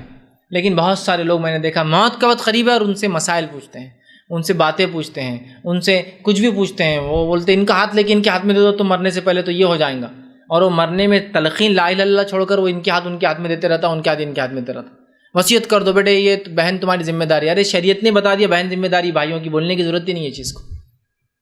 بیٹے میری آخری مطلب بولنے لگاتے، وہ بازو بیٹھنے والوں کی کراماتیں رہتی ہے کہ یہ کر کے چل جاؤ، تم اب جانے کا ٹائم نزدیک آ رہا تمہارے، انہوں نے مانیں، یہ کر کے چل جاؤ. اچھی باتوں کی تلقین چھوڑ کر پوری دنیا سکھاتے ہیں. اب کیا وہ آدمی مرتے وقت لا الہ الا اللہ پڑھیں گا؟ ویسے بھی اب وہ جا رہا ہے، تلقین چھوڑ کر آپ اس کو کیا کیا وصیتیں پتہ نہیں گناہوں کی اور دنیا کی کر رہے ہیں. تو اس بات میں بہت زیادہ خیال رکھیں، اور جب مر جائے تو اس کو جو ہے اس طرح سے جو ہے اڑا دے، ڈھانک دے اور اچھے سے جو ہے اس کو جو ہے سیدھا کر دیں. ٹھیک. اب یہ معاملہ ہونے کے بعد جو ہے وفات ہو گئی، وفات کا اعلان کرے. یہ انسان کا انتقال ہو چکا، اس کا اعلان کرے، یاد رکھیں. اس لیے کہ آپ صلی اللہ علیہ وسلم نے وفات کا، آپ کے چچیرے بھائی جو ہے جعفر بن ابی طالب رضی اللہ عنہ کا انتقال ہوا، آپ نے ان کی وفات کا اعلان کرایا کہ اب میرے بھائی کا انتقال ہوا ہے، اب میں 3 دن غم سے رہوں گا. پھر 3 دن کے بعد پھر ایک اعلان کرایا کہ آج کے بعد میرے بھائی کا غم کوئی نہیں منائے گا، چونکہ 3 دن ختم ہو چکے ہیں. تو انتقال کے بعد اعلان کروانا بھی سنت ہے کہ لوگوں کو پتہ چلے، لوگ جنازے میں شامل ہو اس کے. ٹھیک ہے، جنازے سے مراد اس کے نماز جنازہ میں، ورنہ ہمارے پاس یہ رہتا ہے کہ سڑک کتنی بند ہو رہی اور لوگ کتنے جمع ہو رہے، اس کے حساب سے میت کی مغفرت طے ہو رہی. نہیں، اس کے نمازے کی جناز میں کتنے لوگ ہوتے ہیں، اور اس پر بھی اصل چیز توحید پرست کتنے جمع ہوتے ہیں. ٹھیک، یہ بڑی اہم چیز ہے. تو بہرحال یہ چند باتیں تھیں کہ انسان کے بیماری سے موت تک، وفات تک. انشاءاللہ عزیز اپنی بات کو میں یہیں ختم کروں گا. اگلے اتوار ہم انشاءاللہ عزیز وفات سے جنازے کی نماز تک دیکھیں گے، اور اس کے بعد 3rd لیکچر میں انشاءاللہ عزیز جنازے کی نماز کے بعد سے لے کر تدفین، اور تدفین کے بعد کے کیا کیا اعمال سنت ہے اور کیا کرنا درست نہیں ہوگا، وہ رکھنے کی انشاءاللہ عزیز جو ہے میں جو ہے کوشش کروں گا. بہرحال ان تمام چیزوں میں اس بات کو ہم ذہن میں رکھیں کہ ہمیں دین کے مطابق اور شریعت کے مطابق جیسا ہم اپنے بچوں کو ویلکم کرتے دنیا میں، اسی طرح ہمارے موت جو ہماری میتیں بھی جو ہے کتاب و سنت کے مطابق دنیا سے جائے، نہ کہ دنیا پرستی میں اور دنیا میں ان کا دل اٹکا رہے، بلکہ وہ دنیا کو بیزار ہو کر جو آخرت کی طلب کے ذریعے وہاں جائے. ہے نا؟ کہ تو آپ سن کی حدیث ہے کہ جب کوئی بندہ اللہ سے ملنے کی تڑپ رکھتا، خواہش رکھتا ہے، تو اللہ بھی اس سے ملنے کی خواہش رکھتا ہے، اور ظاہر سی بات ہے موت کے بغیر یہ معاملہ ہو نہیں سکتا ہے. اسی لیے ایک نو مسلم کا ایک واقعہ تھا، جب وہ ایمان قبول کیا تو انہوں نے ان کو بولا گیا کہ کیا نام رکھوں گے، تو کہا میں اللہ کا صفتی نام الممیت، تو انہوں نے نام رکھا جو ہے عبد الممیت۔ لوگوں نے کہا بھائی عبد الحی بھی تو نام ہے نا، زندگی کا دینے والا، عبد الممیت کیوں نام رکھا؟ موت کا ایسے نام آپ نے نہیں سنے ہوں گے، عبد الممیت نہیں رکھتا ہے کوئی، کہ موت کے دینے والے کا بندہ، اللہ کا صفتی نام ہے نا ممیت، تو عبد الممیت۔ کسی نے کہا بھائی ایسا نام کیوں رکھ لیا؟ تو کہا مجھے اپنے رب سے ملنے کی خواہش ہے اور ملنا موت کے بغیر نہیں ہو سکتا ہے، تو لہٰذا عبد الممیت، موت کے دینے والے کا بندہ۔ ٹھیک، تو بہرحال تو ہم جو ہے کوشش کریں کہ جیسا ہم بچے کو استقبال کرتے ہیں، ہماری میت بھی دین اور شریعت کے مطابق اس دنیا سے جائے، نہ کہ وہ دنیا میں پھنسے بلکہ دنیا سے بیزار ہو کے اپنے رب سے ملنے کی خواہش رکھتے ہوئے اس دنیا سے وہ نکلے، تاکہ ان کا رب بھی ہے، ہمارا رب بھی ان سے جو ملنے کی خواہش رکھے، کہ تو بندہ جب رکھتا ہے تو رب بھی وہ خواہش رکھتا ہے۔ ٹھیک ہے، تو بہرحال یہ کچھ باتیں تھیں، انشاءاللہ اس آنے والے اس میں اور اضافی اس میں باتیں رکھنے کی کوشش کروں گا۔ اللہ رب العزت سے آخر میں دعا کہ اللہ سبحانہ تعالیٰ جو کچھ کہا اور سنا گیا اسے عمل کی توفیق عطا فرمائے، ہم تمام کے لیے دین اور شریعت پہ چلنا آسان کرے، ہم تمام کو اس کی صحیح سمجھ عطا فرمائے، جب تک ہمیں زندہ رکھے، اسلام اور ایمان پر زندہ رکھے، خاتمہ ہمارا ایمان پر ہو۔ آخر دعوانا ان الحمد للہ رب العالمین، سبحان ربک رب العزت عما یصفون وسلام علی المرسلین والحمد للہ رب العالمین۔ بسم اللہ الرحمن الرحیم، الحمد للہ رب العالمین والصلاة والسلام علی خاتم النبیین والمرسلین، رب اشرح لی صدری ویسر لی امری واحلل عقدۃ من لسانی یفقہوا قولی۔ السلام علیکم جی، قرآن میں اللہ تعالیٰ فرماتا ہے کہ حضرت ابراہیم علیہ السلام کا واقعہ کہ جب میں بیمار ہوتا ہوں تو اللہ تعالیٰ شفا دیتے، تو اس سے بات یہ پتہ چلتی کہ بیماری کا علاج مطلب بیماری کے بعد علاج ہے، اس سے پہلے نہیں۔ تو آج کل BCG ٹیکے عام ہے، مطلب بیماری سے پہلے ہی علاج کر لیتے، کیا وہ جائز، کیا وہ شریعت میں جائز ہے؟ بھائی نے ایک سوال کیا کہ ابراہیم علیہ السلام کا واقعہ جب قرآن نے بیان کیا کہ جب میں بیمار ہوتا ہوں تو وہ شفا دیتا ہے، ابراہیم علیہ السلام نے کہا جب انسان بیمار ہوتا ہے تو علاج کرائے، اللہ شفا دیتا ہے، لیکن بہت سارے ایسے علاج کے طریقے جن کے اندر بیماری ہونے سے پہلے علاج کا طریقہ شروع ہو جاتا ہے، جیسا کہ BCG ہے اور پولیو ہے اور XYZ، بہت ساری ایسی دوائیں جو کہ ابھی بیمار نہیں ہوا انسان، پہلے وہ ٹیکہ دے دیا جاتا ہے۔ تو کیا ایسا کرنا کہ علاج بیماری سے پہلے علاج کی احتیاط کرنا کیا درست ہے؟ تو یاد رکھیے بیمار ہونے سے پہلے احتیاطی تدابیریں کرنا شریعت میں جائز ہے، اس میں انشاءاللہ کوئی حرج نہیں ہے۔ ٹھیک، انسان مثال کے طور پر ایک انسان کو لگتا ہے کہ رات کے اندھیرے میں نکلوں گا تو گر سکتا ہوں، گروں گا تو اللہ سے مدد مانگنا ایک الگ چیز ہے، لیکن گر سکتا ہوں، تو نہ گروں بول کے احتیاطاً ٹارچ لے جانے میں کوئی حرج نہیں ہے۔ اللہ پر توکل ہے، بھروسہ ہے، گروں گا تو اللہ کو آواز دوں گا، سب ہے، لیکن احتیاطاً ٹارچ لے جانا، اس کے بعد وہ نہیں چلیں گی، اس کے بعد بھی میں گروں گا، یہ اللہ کی مرضی و تقدیر ہے۔ لیکن ایسی کوشش جس کے اندر کسی بیماری کے ہونے سے پہلے اس کی احتیاط کرنا کی اگر کوشش کی جائے تو انشاءاللہ اس میں کوئی حرج نہیں ہے، علماء نے اس کا جواز دیا ہے، اور بہت سارے فتاوے اس کے لیے موجود ہیں کہ ایسی بیماریاں، ایسے ممالک جن کے اندر بہت موذی بیماریاں، جان لیوا بیماریاں عام ہوتی ہیں، جن کے اندر ہونے کے بعد علاج کروایا جائے تو بہت لمبا عرصہ ہو جاتا ہے، یہ بیماریاں کیور نہیں ہو پاتی ہے، لہٰذا اگر احتیاطاً پہلے سے وہ ٹیکے، وہ دوائیں لے لی جائے تو اس میں کوئی قباحت نہیں ہے، اس میں کوئی برائی نہیں ہے، اس میں عقیدے کی نفی والی کوئی بھی چیز نہیں ہے کہ بھائی اس سے عقیدے میں کمزوری آتی ہے کہ فلاں یہ کر رہا ہے، اس میں ایسی کوئی چیز نہیں ہے۔ تو لہٰذا ایسے ٹیکے یا ایسی دوائیں جو بیمار ہونے سے پہلے لی جاتی ہے، لینے میں انشاءاللہ عزیز کوئی حرج نہیں۔ کسی نے سوال کیا کہ آپ نے بتایا کہ بخار وغیرہ بیماری ہوتی ہے، اس سے انسان کے گناہ جھڑ جاتے ہیں، تو کیا اس سے کبیرہ گناہ بھی جھڑ جاتے ہیں؟ کسی نے اچھا سوال کیا۔ دیکھیے جتنی بیماریوں کا تذکرہ ہو رہا ہے، جن بیماریوں سے گناہ جو ہے ہونے سے بھی گناہ جھڑ جاتے ہیں، تو یہ وہ بیماریاں ہوں گے یا وہ گناہ ہوں گے یا تو جو اللہ کے ساتھ ہوئے ہوں گے، حقوق اللہ میں ہوں گے، اور یا تو گناہ صغیرہ ہوں گے، گناہ کبیرہ، اور ایسے گناہ جو بندوں کے ساتھ ہوتے ہیں بغیر توبہ کے معاف نہیں ہوتے۔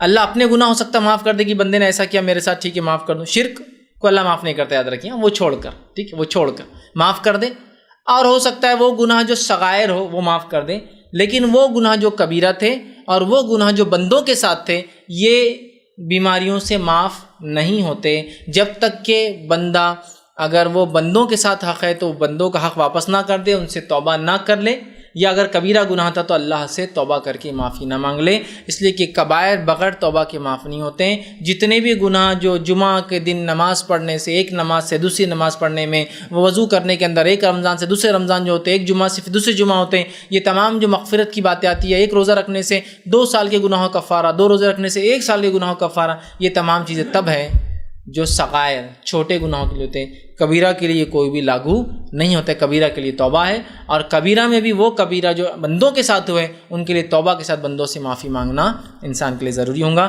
تو لہٰذا بخار یا دیگر بیماریوں سے جو گناہ جھڑتے ہیں وہ صغائر ہوتے ہیں، صغیرہ ہوتے ہیں، وہ کبیرہ نہیں، کبیرہ گناہ بغیر توبہ کے معاف نہیں ہوتے۔ السلام علیکم۔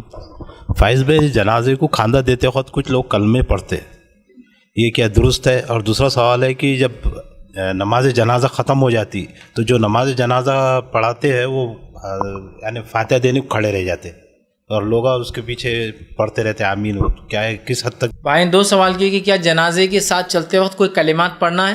انشاءاللہ اس کی تفصیلات اگلے اتوار آئیں گی، لیکن بہرحال جنازے کو کاندھا دیتے وقت کوئی اذکار ثابت نہیں ہے، کوئی ذکر اور کوئی اذکار ثابت نہیں، یاد رکھیں ٹھیک۔ جنازے کو کاندھا دیتے وقت کوئی ذکر اور اذکار سے لا الہ الا اللہ پڑھتے ہیں، کچھ لوگ تو آگے بتیاں لے کے چلتے اور زور زور سے پڑھتے رہتے، کوئی چیز ثابت نہیں، تفصیلات انشاءاللہ اگلی بار آئیں گی۔ اور رہا معاملہ یہ کہ جنازے کی نماز کے پھر سے دعا کرنا، تو بہرحال یہ تو ایک عجیب بات ہے، لا علمی کا نتیجہ ہے۔ جنازے کی نماز خود دعا ہے، اب وہ افضل دعا کے بعد پھر ایک اپنی ایجاد کردہ دعا، جنازے کی نماز دعا ہے، اس کے بعد پھر اپنی ایجاد کردہ دعا جو کہ سنت ثابت بھی نہیں، بعد میں پھر کھڑے ہو جاتے ہیں، پھر خبر پہ کھڑے ہو جاتے ہیں، پھر 40 ختم پہ کھڑے ہو جاتے ہیں، پھر گھر پر آ کر کھڑے ہو جاتے ہیں، پھر 30 دن شروع ہے، پھر 10ویں دن دعا ہو رہی ہے، پھر 20ویں دن ہو رہی ہے، پھر 40ویں دن ہو رہی ہے، پھر سال کو سال ہو رہی ہے، کیا ہے؟ کچھ بھی ثابت نہیں۔ تو لہٰذا جنازے کی نماز خود دعائے مغفرت ہے اس میت کے لیے۔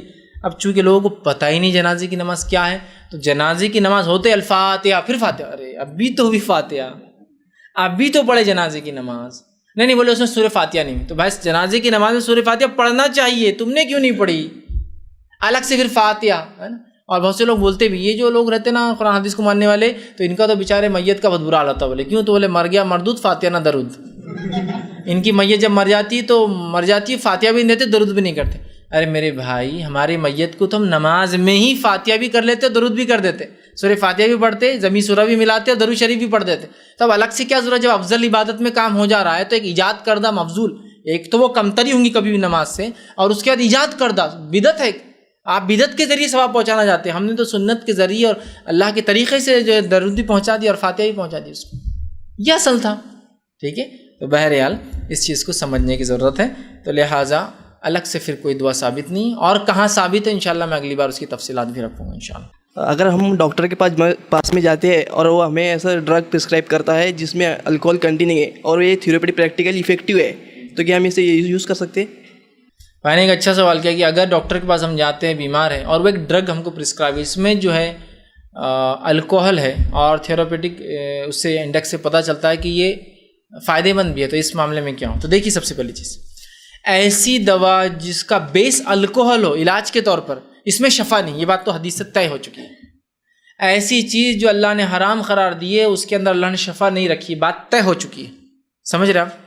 ایسی دوا جس کے اندر ایز سچ ایک پریزرویٹو کے طور پر الکوہل ہے اور اس کے علاوہ دوسرا کوئی الٹرنیٹ میڈیسن موجود نہیں ہے جو لی جا سکے، اور آپ وہ دوا لے رہے ہیں، الکوہل نہیں لے، الکوہل جسٹ اے کنٹینٹ ہے جو کہ اس کو جو ہے بچاتا ہے، اس دوا کو محفوظ رکھتا ہے، ٹھیک ہے، پارٹ ہے اس کا، جس سے وہ دوا جو اس کے اندر کنٹینٹ ہوتا ہے محفوظ رہتا ہے 1 سال تک، 6 مہینے تک، 2 سال تک بوٹلنگ کی وجہ سے، ٹھیک ہے، تو ٹھیک ہے۔ لیکن اگر کوئی کہے شراب آپ کو دی جا رہی دوا کے طور پر کہ شراب پیوں گے تو فائدہ ہوگا، تو اللہ نے جن چیزوں کو حرام قرار دیا ہے اس کے اندر شفا نہیں، یاد رکھیں، شفا نہیں، سمجھ رہے ہیں بات کو؟ تو لہٰذا ایسا کھانسی ہو رہی ہے، شدید کھانسی ہے، اور ایلوپیتھک کے اندر کوئی بھی ایسی دوا نہیں ہے جو بغیر الکوہل کی اس کے لیے ہو، لیکن وہ دوا میں الکوہل ہے ایز اے پریزرویٹو، نہ کہ وہ دوا ہی الکوہل ہو، سمجھ رہے آپ دونوں کا فرق؟ تو مجبوری میں ایسی دوائیں جس میں ایز اے پریزرویٹو الکوہل ہوتا لینے میں حرج نہیں ہے، لیکن ایسی دوائیں جن میں الکوہل ایز اے میڈیسن دی جا رہی ہے، اس میں تو حدیث میں واضح شفا ہی نہیں ہے، بینیفٹ ہی نہیں ہے، فائدہ ہی نہیں ہے، ٹھیک ہے بات سمجھ رہا؟ تو اس چیز کو سمجھنے کی ضرورت ہے، ورنہ آج لوگ ان چیزوں کو نہیں سمجھتے اور ایسے ایسے کام کرتے۔ ایک صاحب مجھے بتانے لگے، اللہ رحم کرے ان پر، بہرحال انہوں نے ایک بڑا اچھا واقعہ بتایا، انہوں نے کہا کہ ان کے بہنوئی صاحب کو کینسر ہو گیا تھا، کینسر ہو گیا تھا. کینسر کے علاج کے لیے فلاں ایک جگہ جلگاؤں میں کوئی علاقے میں ایک دیہات میں ایک انسان ہے, اس کے پاس گئے. وہ علاج کیسے کرتا ہے معلوم آپ کو؟ صرف اس کے قدموں میں جا کے آپ کو ایک ناریل اور پتوں پہ کچھ پھول رکھ کے رکھنا پڑتا ہے اور وہ علاج ہو جاتا ہے. ایسا دعویٰ ہے, ایسا دعویٰ ہے. اب یہ بھی شدید بیمار تھے, بیماری میں چلے گئے وہاں. جب گئے اور دیکھا کہ اس کے قدموں میں رکھنا ہے تو کہا بہن بھائی صاحب اگر آپ مر گئے تو چلیں گے, اور بہن بھائی نے بھی کہا میں مر گیا تو چلیں گا, لیکن یہ کام تو نہیں کریں گے, چلو ریٹرن, دونوں واپس آ گئے. یہ ہوتا ہے ایسا, سمجھ رہا کہ یہ بات یقینی ہے کہ شرک کرنے سے فائدہ نہیں, وہ دنیا آخرت دونوں چل جاتی ہاتھ سے, واپس آ گئے لوٹ کے. لیکن ایسے بھی لوگ میں نے دیکھے یہ بھی کرنے کو تیار تھے, اور مسلمان کر رہے تھے, وہاں کر رہے تھے, انہوں نے کہا رکھ رہے تھے اور ان کو فائدہ ہوا, اس کا دعویٰ تھا. سمجھ رہا, اس کا فائدہ ہوا, اس کا ان کو دعویٰ تھا. ایسا ہو سکتا ہے, غیر شرعی علاج میں فائدہ ہو سکتا ہے, ہم اس کے فائدے کا انکار نہیں کر رہے ہیں, لیکن جس طریقے سے آپ نے فائدہ اٹھایا وہ طریقہ اختیار کرنا حرام ہے. سمجھ رہے ہیں بات کو؟ سمجھ یہ اصل. تو لہٰذا اگر کوئی ایسی میڈیسن ہے جس کا الٹرنیٹ نہیں ہے اور اس میں ایز اے پریزرویٹو الکوہل ہے, ناٹ ایز مطلب میڈیسن کے طور پر نہیں, بس ایک حفاظتی چیز ہے جس سے دوا محفوظ رہتی ہے, تو حرج نہیں ہوگا, چونکہ الٹرنیٹ میڈیسن موجود نہیں ہے. اگر الٹرنیٹ موجود ہے تو اس کے لیے جائیے. وہ تھوڑی مہنگی ہوں گی, میں جانتا ہوں الکوہل کے علاوہ بھی پریزرویٹوز ہوتے ہیں, لیکن وہ بہت کاسٹلی پڑتی ہیں دوا, اس لیے لوگ کمپنیاں مینوفیکچر نہیں کرتی, لیکن آ رہی ہے, مارکیٹ میں آ چکی ہے ایسی دوائیں, ٹھیک. لیکن اگر نہیں تو آپ کی مجبور. لیکن ایز سچ وہ کہہ رہا ہے یہ الکوہل ہی دوا کے طور پر لیجئے, تو پھر آپ مت لیجئے, اس لیے کہ جس چیز کو اللہ نے حرام قرار دیا ہے اس میں شفا نہیں رکھی ہے. مریض کو دیکھنے لوگ آتے ہیں تو مریض سے دعا کراتے ہیں, یہ کہاں تک صحیح ہے؟ تو دیکھیے مریض سے دعا کرانا یہ صحیح ہے, اور یہ صحیح روایت و ثابت ہے. نبی اکرم صلی اللہ علیہ وسلم فرمایا 5 لوگوں کی اللہ دعا رد نہیں کرتا. ایک شخص ہے وہ ہے مریض, مریض کی اللہ رب العزت دعا رد نہیں کرتا ہے. تو لہٰذا مریض سے آپ دعا کروا سکتے ہیں, لیکن اللہ کے لیے مریض کو دعا کرنے کی مشین مت سمجھ لیجیے. کیا مریض ہوگا چلو پورے لائن لگا کھڑے. اللہ ہماری دعائیں سیدھے بھی سنتا ہے, لیکن موقع ملے کوئی مریض ہو تو اس سے دعا کروائی جا سکتی ہے. اور ظاہر سی بات ہے مریض جب بیمار ہے اور اللہ اس کی دعا رد نہیں کرتا تو سب سے پہلی دعا وہ اپنی شفا کی ہی کرے, اپنی شفا کی کرے, ٹھیک. اور اس کے بعد تمام وہ لوگوں کی جو اس کی خدمت کر رہے ہیں اور تمام وہ لوگوں کی جو اس سے دعا کی گزارش کرتے ہیں, کر سکے تو کرا دے. لیکن اس کا ہرگز مطلب نہیں کہ ایک انسان مرض الموت کے اندر ہے اور آپ اس کو اٹھا کہے کہ نہیں ہماری دعا ضرور کروائیے, جانے سے پہلے دعا تو کم از کم کر کے جائیے. یہ سب نہیں ہوگا, لیکن کروا سکتے. ورنہ لوگ بہت جس کو کہتے ہیں نا بہت ایک دم جہالت والے معنی میں چیزوں کو لیتے. جب بھی دعا کی قبولیت اور کسی کی دعا رد نہیں ہوتی کا لفظ آتا ہے, کیونکہ ہم نے ہندوستان میں یہ مان بیٹھے ہم لوگ کہ ہماری دعا اللہ سیدھے سنتا نہیں. تو لہٰذا جو بھی سورس ملتا ہے دعا کا اس کو ایسا پکڑ کے تو چھوڑتے ہی نہیں, اس کو سیدھی دعا خود مانگے سب سے افضل, اس کے علاوہ باقی تمام چیزیں اس کے بعد کا درجہ رکھتی, ٹھیک ہے. بہرحال لیکن کروا سکتے ہیں, یہ بات صحیح ہے اور صحیح روایتوں سے ثابت ہے.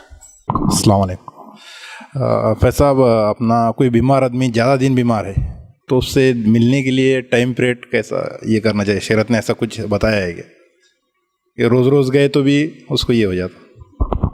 بھائی نے ایک سوال کیا کہ ایک انسان بیمار ہے تو شریعت میں بیماری کا کیا وقفہ ہے, اور جو اس کی عیادت کے لیے جائیں گے تو کتنے بار جانا, کہ بار بار جانا, ہمیشہ جانا, یا کنٹینیوس وہ بیماری کئی دنوں تک تو جاتے رہنا.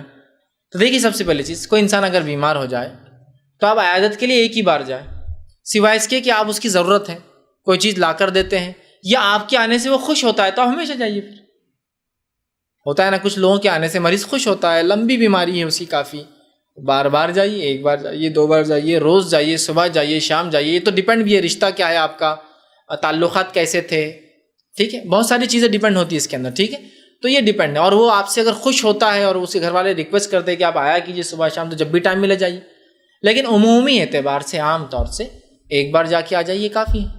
ضرورت پڑنے پہ 1 سے زیادہ بار جائے. جیسا کہ ایک مریض ہے, بیمار ہے اور ضرورت مند بھی ہے, تو آپ روز جائیے کہ صبح کھانا دے دے رہے جاتے وقت, شام میں آتے ہو تو کچھ پھل دے دیے, 1-2 دن بعد پھر یاد آئے چلو کچھ دوائیں دلا دیتا ہوں. تو عیادت بھی ہو رہی ہے, مدد بھی ہو رہی. تو اس کا کوئی شریعت میں فکس اصول نہیں ہے.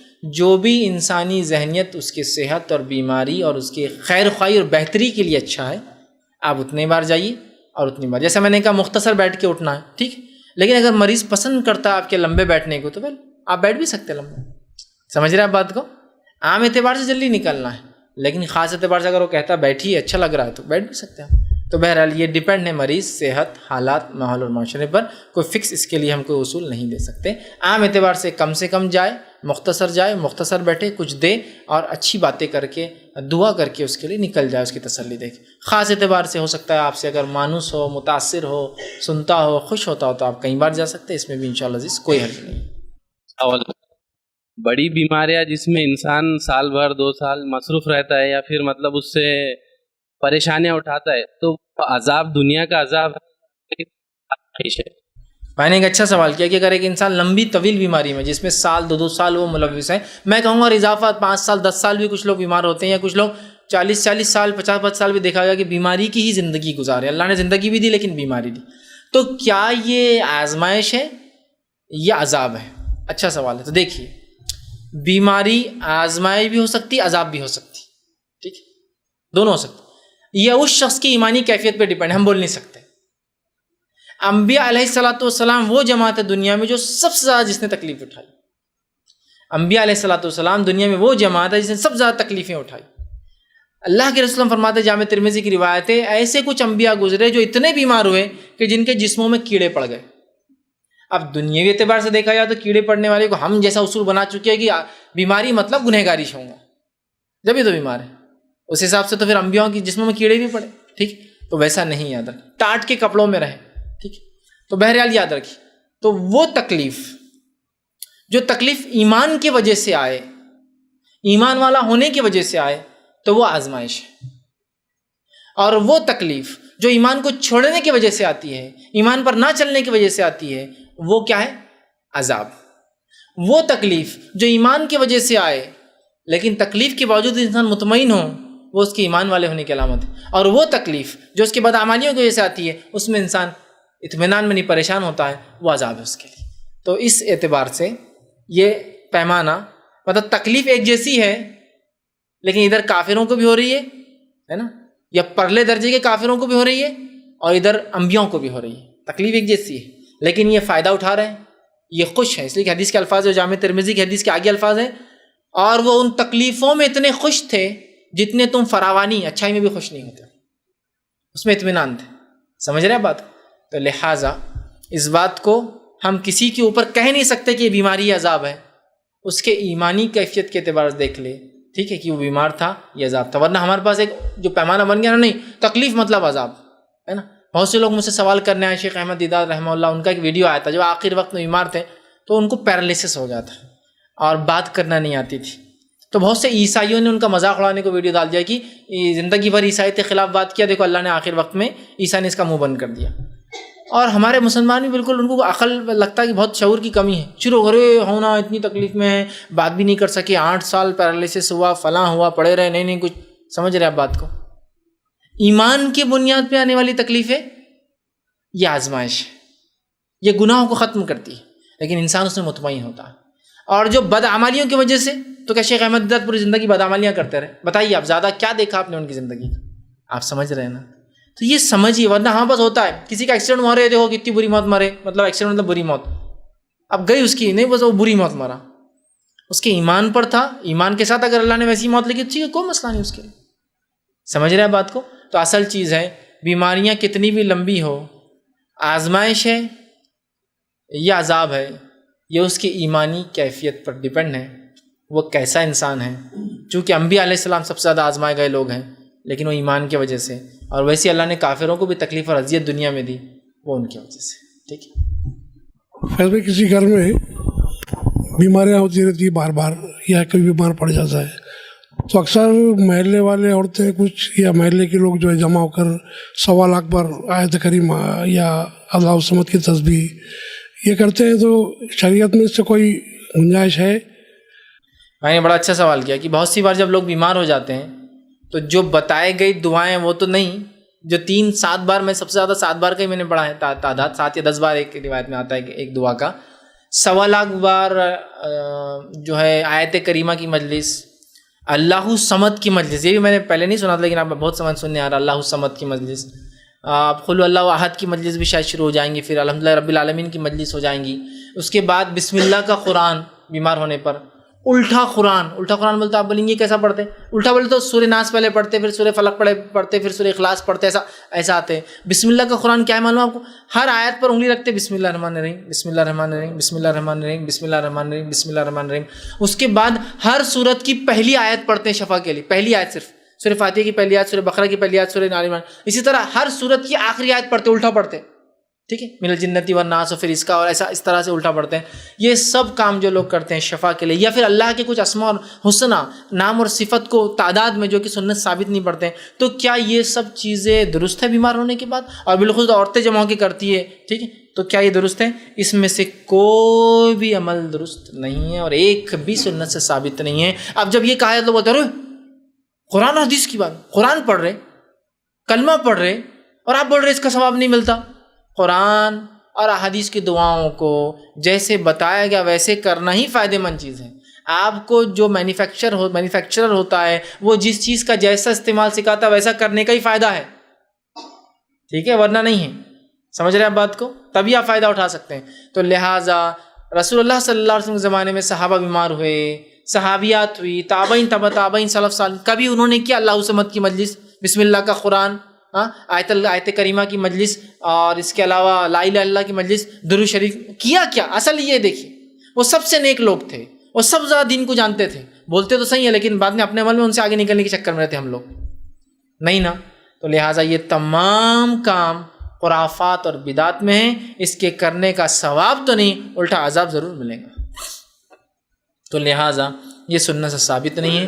آپ ثابت شدہ دعاؤں کی طرف جائیے انشاءاللہ عزیز. یہ کم بھی ہے، کم وقت میں ہوتی ہے، بابرکت ہے، اور چونکہ یہ صحیح عمل یہی ہے اسی کا فائدہ ہوگا، ورنہ دوسری چیزوں کا فائدہ نہیں ہوتا. السلام علیکم. فیض بھائی، جو ڈرگز لیتے بچے، تو جب ان کا ریہیبلیٹیشن ہوتا تو ان کو ڈرگس کے تھرو، جیسا مورفین کا ہے تو مورفین کے ڈیریویٹیوز دوائیوں کی شکل میں دیے جاتے، تو وہ لینا کہاں تک صحیح ہے، اور اس کام میں انہیں دوائیاں بنانے میں اور بیچنے میں وہ کہاں تک جائز ہے؟ بھائی نے ایک سوال کیا کہ جو لوگ ڈرگز لیتے ہیں ان کا ریہیبلیٹیشن کرنا پڑتا ہے، تو جب وہ ڈرگز جو لیتے ہیں ان کو ریہیبلیٹیٹ کرنے کے لیے اسی ڈرگز کا کوئی ڈیریویٹو بنا کے یا کیمیکل فارمولا بنا کر، سمجھ لیجیے نیچرل اس میں لے رہے تھے، ایسا ایگزامپل انہوں نے مورفین کا دیا، یا نکوٹین لے لیجیے ایک عام زبان تمباکو جو لوگ کھاتے ہیں، اب اسی کو ختم کرنے کے لیے گورنمنٹ جو اسکیمس یا ہاسپٹلس میں اسی کے ڈیریویٹیوز یوز ہوتے ہیں، جو کہ ٹوبیکو اس میں نکوٹین ہوتا ہے لیکن ایک کیمیکل فارم میں ہوتا ہے، ایک الگ شکل میں ہوتا ہے، چیونگ گم کے ذریعے یا ایسی سگریٹس کے ذریعے جس میں وہ کم کرتے کرتے کرتے اس کو کنٹرول کیا جاتا. تو یہ کہاں تک صحیح، اور ایسی دوا بنانا کہاں تک صحیح ہوگا؟ تو دیکھیے سب سے پہلی چیز، اگر کوئی انسان منشیات اور نشے کا عادی ہے اور نکلنے کا یہی ایک طریقہ ہے، ٹھیک ہے، تو بہرحال ایسے علاج کرنا بھی درست ہوگا، اور ایسا علاج جب کرنا درست ہوگا تو ظاہر سی بات ہے اس کے لیے دوا بنانا بھی درست ہوگا. حالانکہ وہ دوا بھی نشہ ہے، لیکن ابھی یہ دوا کسی کے فائدے کے لیے بنائی جا رہی ہے، ہتھیار بنائے جا رہے ہیں، ہے نا. ایک ہتھیار بنایا جا رہا ہے انسانیت کے ڈسٹرکشن کے لیے، اور ایک ہتھیار بنایا جا رہا ہے کہ ڈسٹرکشن کوئی نہ کرے اس کے بچاؤ کے لیے، ہے نا. ڈسٹرکشن جن ہتھیاروں سے ہوتا ہے بہت تھوڑے سے ہوتے ہیں، بچاؤ کے لیے جو ہتھیار بنائے جاتے ہیں بہت مہنگی اور پتہ نہیں چلتے بھی نہیں زندگی بھر، اور ان کے لیے بہت پیسہ خرچ کرنا ہوتا ہے نا.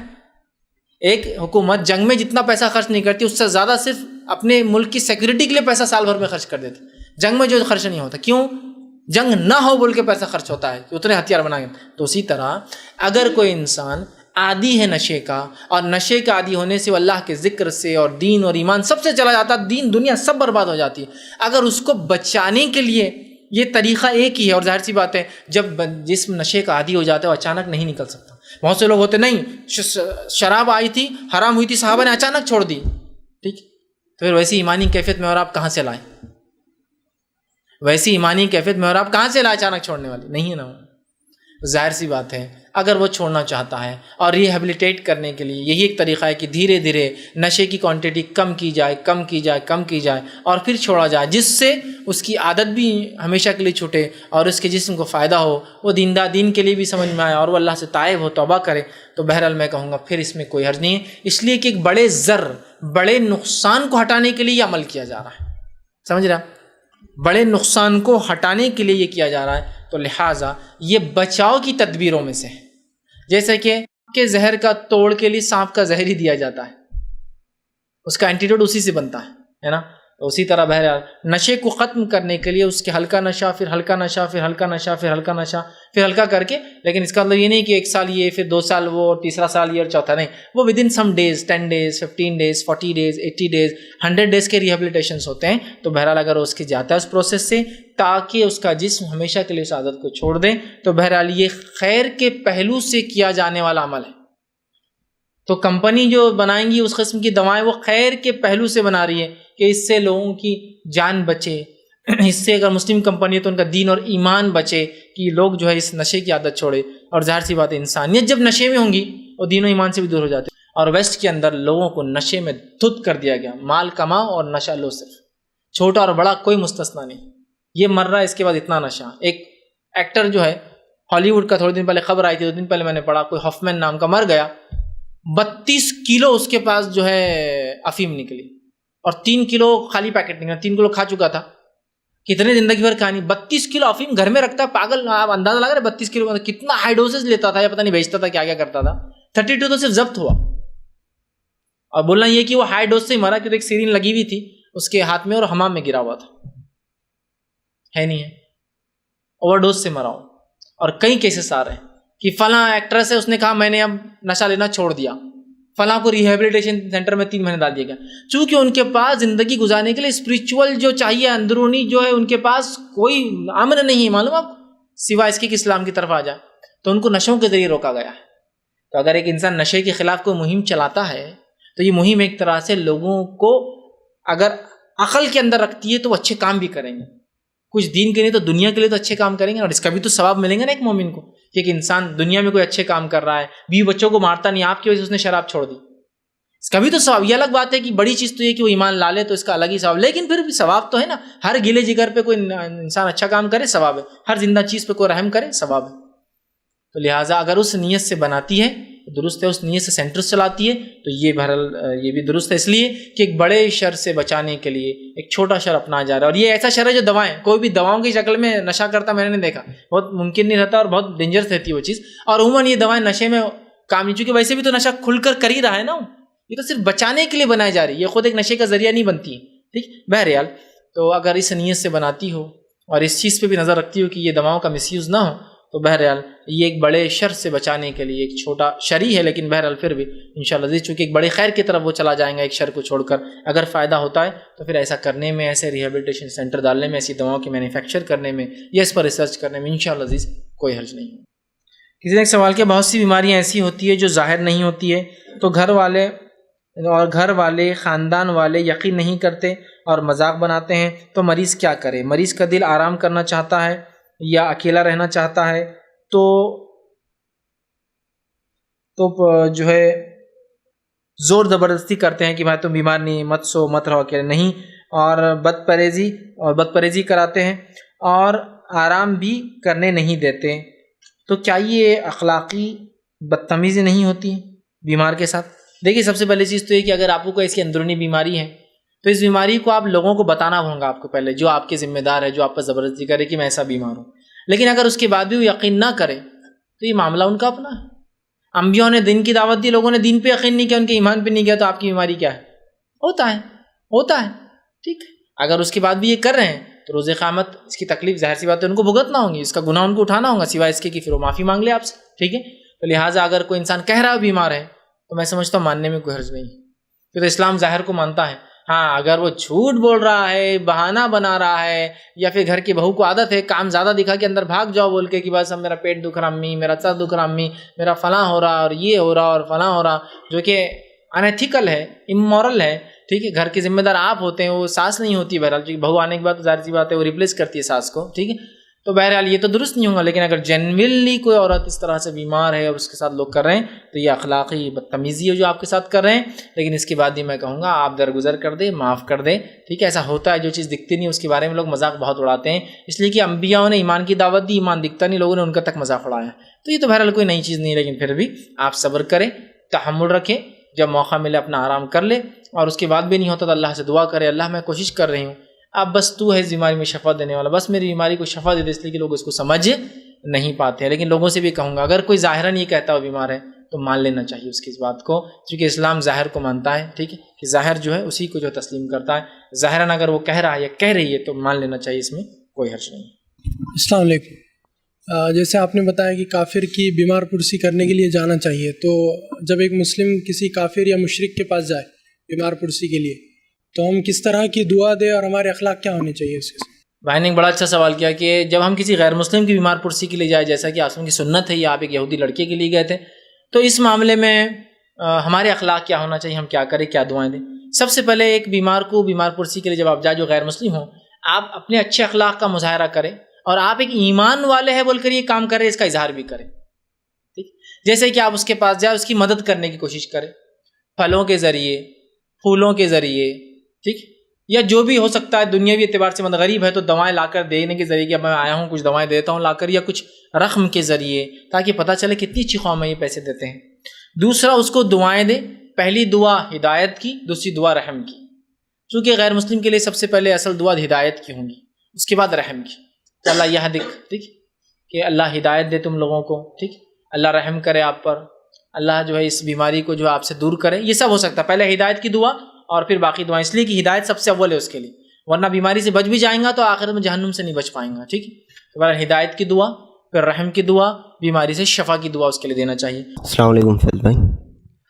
فیض بھائی، بہت سے لوگ جو ہے تو مطلب قبروں پہ اذان اور فاتحہ وغیرہ نہیں دی جاتی، اس لیے جو ہے تو میت میں جو ہے تو نہیں آتے، تو ایسا مطلب انشاءاللہ مطلب اس عمل سے تو اپن رکے ہی رہیں گے، لیکن ایسا ڈر لگتا ہے کہ بہت سارے لوگ جو ہے تو نہیں آئیں گے جنازے میں، مطلب میں نے ایک اچھا سوال کیا کہ بہت سارے لوگ چونکہ ہم فاتحہ نہیں کرتے جنازے میں، اور وہ اعمال نہیں کرتے جو بدعت ہے، جنازے میں نہیں آتے ہیں، تو کیا اس میں کیا معاملہ ہوگا؟ اس لیے کہ ایسے بہت سے لوگ ہم سے دور ہو جائیں گے۔ دیکھیے، اس کو الٹے معنی میں لیجیے آپ، کچھ لوگ دور ہوں گے تو نزدیک بھی ہوں گے آپ سے، تو اگر اس وجہ سے کچھ لوگ رشتہ توڑ دیتے، نہیں آتے ہیں، تو ٹھیک ہے، کوئی مسئلہ نہیں، لیکن یہ وہ کام ہو جس کے اندر اختیار نہ ہو آپ کا، ورنہ ہوتا ہے ڈبل چوائس ہوتی ہے اور آپ پھر بھی ریجڈلی کیا کرتے ہیں، ایک چوائس کو اپناتے ہیں، دوسرے کو چھوڑ، جیسے کہ نماز میں اقامت دوہری بھی دی جا سکتی ہے، ایک ہیری بھی دی جا سکتی ہے، اب وہ ایک مسجد کے اندر بولتے دوہری دو، آپ مسجد ایک دیں گے جس سے فتنہ ہوگا، یہ غلط ہے، کہ تو آپ کے پاس آپشن ہے، لیکن یہاں کوئی آپشن نہیں، نماز جنازہ کے بعد کوئی دعا کو آپشن نہیں ہے آپ کے سوائے مغفرت کی دعا، جو میت کے سوال و جواب میں آسانی کے لیے، تو اگر رشتہ دار دور ہوتے ہیں لیکن اللہ راضی ہوتا ہے تو انشاءاللہ وہ اللہ ان کے دلوں میں محبت پیدا کرے گا، اور اگر رشتہ ٹوٹ جاتا ہے تو یہ دین کے لیے ہوگا، کیونکہ ہم کسی کے راضی ہونے اور کسی کے خوش ہونے کی وجہ سے بدعت کو اپنے زندگیوں میں جگہ نہیں دے سکتے، ورنہ پھر تو صحابہ ایمان جو لائے وہ مشرک واپس بن، جیسا کہ سعد بن ابی وقاص ایمان لائے، ماں نے کہہ دیا میں کنگھی نہیں کروں گی، کھانا نہیں کھاؤں گی، تو کیا سعد ایمان چھوڑ دے پھر ماں کے لیے؟ نہیں، جب وہ غلط کام کا حکم دے تو جب ماں کی بات نہیں ماننا، جس کا درجہ 3 درجے ہے، باپ سے بھی بڑا، اور والدین کا درجہ اللہ اور اس کے رسول کے بعد آتا ہے، اس کی بات نہیں ماننا ہے، تو دیگر رشتہ دار کیا رہے پھر؟ تو لہٰذا اگر آپ کتاب و سنت کے مطابق عمل کریں، جس میں کوئی آپشن نہیں ہے آپ کے پاس، یہی ایک ہے، اور اس سے وہ ناراض ہوتے ہیں تو ہونے دیجیے، آج ناراض ہوں گے انشاءاللہ کل نزدیک بھی آئیں گے، یہ صحیح بات تھی، لیکن اگر سب یہی سوچیں گے نہیں وہ ناراض ہو جائیں گے بول کر، تو ایسے بدعتیوں کا آپ کے جنازوں میں شامل ہو کے فائدہ بھی کیا؟ اس لیے کہ بدعتی کے اللہ توبہ نہیں قبول کرتا، حدیث میں الفاظ، مشرک جو ہے اللہ اس کو معاف نہیں کریں گے، اور بدعتی کی توبہ قبول نہیں ہوتی ہے، توبہ قبول نہیں ہوتا معافی نہیں اس کے لیے، کیا فائدہ؟ جن کی توبہ اللہ قبول نہیں کرتا ان کو آپ کے جنازوں میں ہزاروں لاکھوں کی تعداد میں جمع کر کے بھی کیا فائدہ؟ اس سے اچھا ہے کہ توحید پرست کچھ جمع ہو۔ تو لہٰذا چونکہ یہاں آپشن نہیں ہے، کوشش کریں کہ کتاب و سنت کے مطابق ہو، آج ناراض ہوں گے کل آئیں گے، اور بعد میں ایکسپلین بھی کریں، سمجھا میرے بھائی ہم نے کیوں نہیں کیا، تم کیوں کرنا چاہتے ہو، تھوڑا سا بات چیت کریں، پھر بحث میں ویسا ایک نامینل اس میں، لیکن تب تو نہیں ہو سکتا، بعد میں بات چیت کریں تاکہ ان تک پیغام کو پہنچائیں، لیکن ان کی خوشی اور رضامندی کے لیے آپ کسی سنت کو چھوڑنے کی اجازت نہیں دی جا سکتی، یا کوئی بدعت اختیار کرنے کی اجازت نہیں دی جا سکتی۔ کسی نے کوئی سوال کیا، اگر کوئی شخص بڑی بیماری میں مبتلا ہے لیکن وہ شکایت کرتا ہے تو کیا اس سے گناہ معاف ہوں گے؟ دیکھیے، اگر کوئی شخص بیماری میں مبتلا ہے تو وہ اللہ سے شکایت کر سکتا ہے، اللہ سے شکایت کر سکتا ہے، لیکن وہ شکایت ایسی ہو، اللہ اگر یہ بیماری میرے لیے بہتر ہے تو مجھے زندہ رکھ، اور اگر اس بیماری سے بہتر میرے لیے موت ہے تو مجھے موت دے، یہ ہو سکتا ہے، یہ بھی تو شکایت ہے نا، مطلب زندگی کی شکایت ہے کہ اللہ اگر یہ بیماری بہتر ہے تو مجھے اس پہ چلنے دے، اور اگر اس سے بہتر موت ہے بیماری سے تو مجھے موت دے، لیکن موت کی تمنا نہیں کر سکتا، اور غیر اسلامی شکایتیں نہیں کر سکتا، اللہ کو ہم ہی ملے تھے کیا، ہم اتنے پہلے سے غریب ہے اور پھر ہم کو اللہ نے بیماری دے دیا، ہم پہلے سے فلاں اور ہم ہی کو یہ ہو رہا ہے، یہ مت کیجیے، اس لیے کہ آپ نہیں جانتے، ہو سکتا ہے آپ سے زیادہ بیمار کچھ لوگ ہو، لیکن وہ کبھی آپ کو بتاتے نہ ہوں کہ وہ بیمار ہے. کچھ لوگ جزا فضا کرتے ہیں اور کچھ لوگوں کو عادت نہیں ہوتی بتانے کی. ٹھیک، کچھ لوگ کرتے ہیں کچھ لوگ عادت نہیں ہوتی. اللہ رحم کرے ایسے لوگوں پر. ایک ہمارے ہی دوست تھے, اللہ ان کی مغفرت کرے, ان پر رحم کرے. ان کو برین دماغ میں کبھی پوری زندگی نہیں بتایا انہوں نے, کسی کو نہیں بتایا, اپنی زندگی عام جیتے رہے. اور اچانک ایک دن فرینڈ سرکل میں ان کا انتقال ہو گیا. مطلب کسی کو نہیں پتا تھا, انہوں نے کبھی بتایا بھی نہیں, اور ان کو پتا تھا ان کا انتقال اسی میں ہو جائے گا, ڈاکٹر نے بول دیا تھا. تو نہ گھر والوں کو تکلیف دی نہ کسی کو بولتے تھے, اپنی زندگی جی. ہم کو بھی کبھی نہیں آنا. جس دن وہ گرے برین ہے میرے سے اور اسی دن انتقال شام میں ہوگا, تب پتہ چلا گھر والوں میں ان کو بیماری تھی. ان پورے اتنے 2-4 سال ساتھ رہے, کبھی کالج لائف میں نہیں بولا کہ بیماری تھی. تو کچھ لوگ ایسے, ان کو جزا روز ٹیبلٹ چالو تھی, رات میں یہ تھا, سلائن لگانا پڑتی, مہینے میں اتنے دن جانا پڑتی, کبھی کسی کو بولے نہیں. خواہ کیوں کسی کو بور کرنا, اپنی زندگی اچھے سے زندگی رہو, عبادت کرو, چلتے رہو, کیا کرنے کا.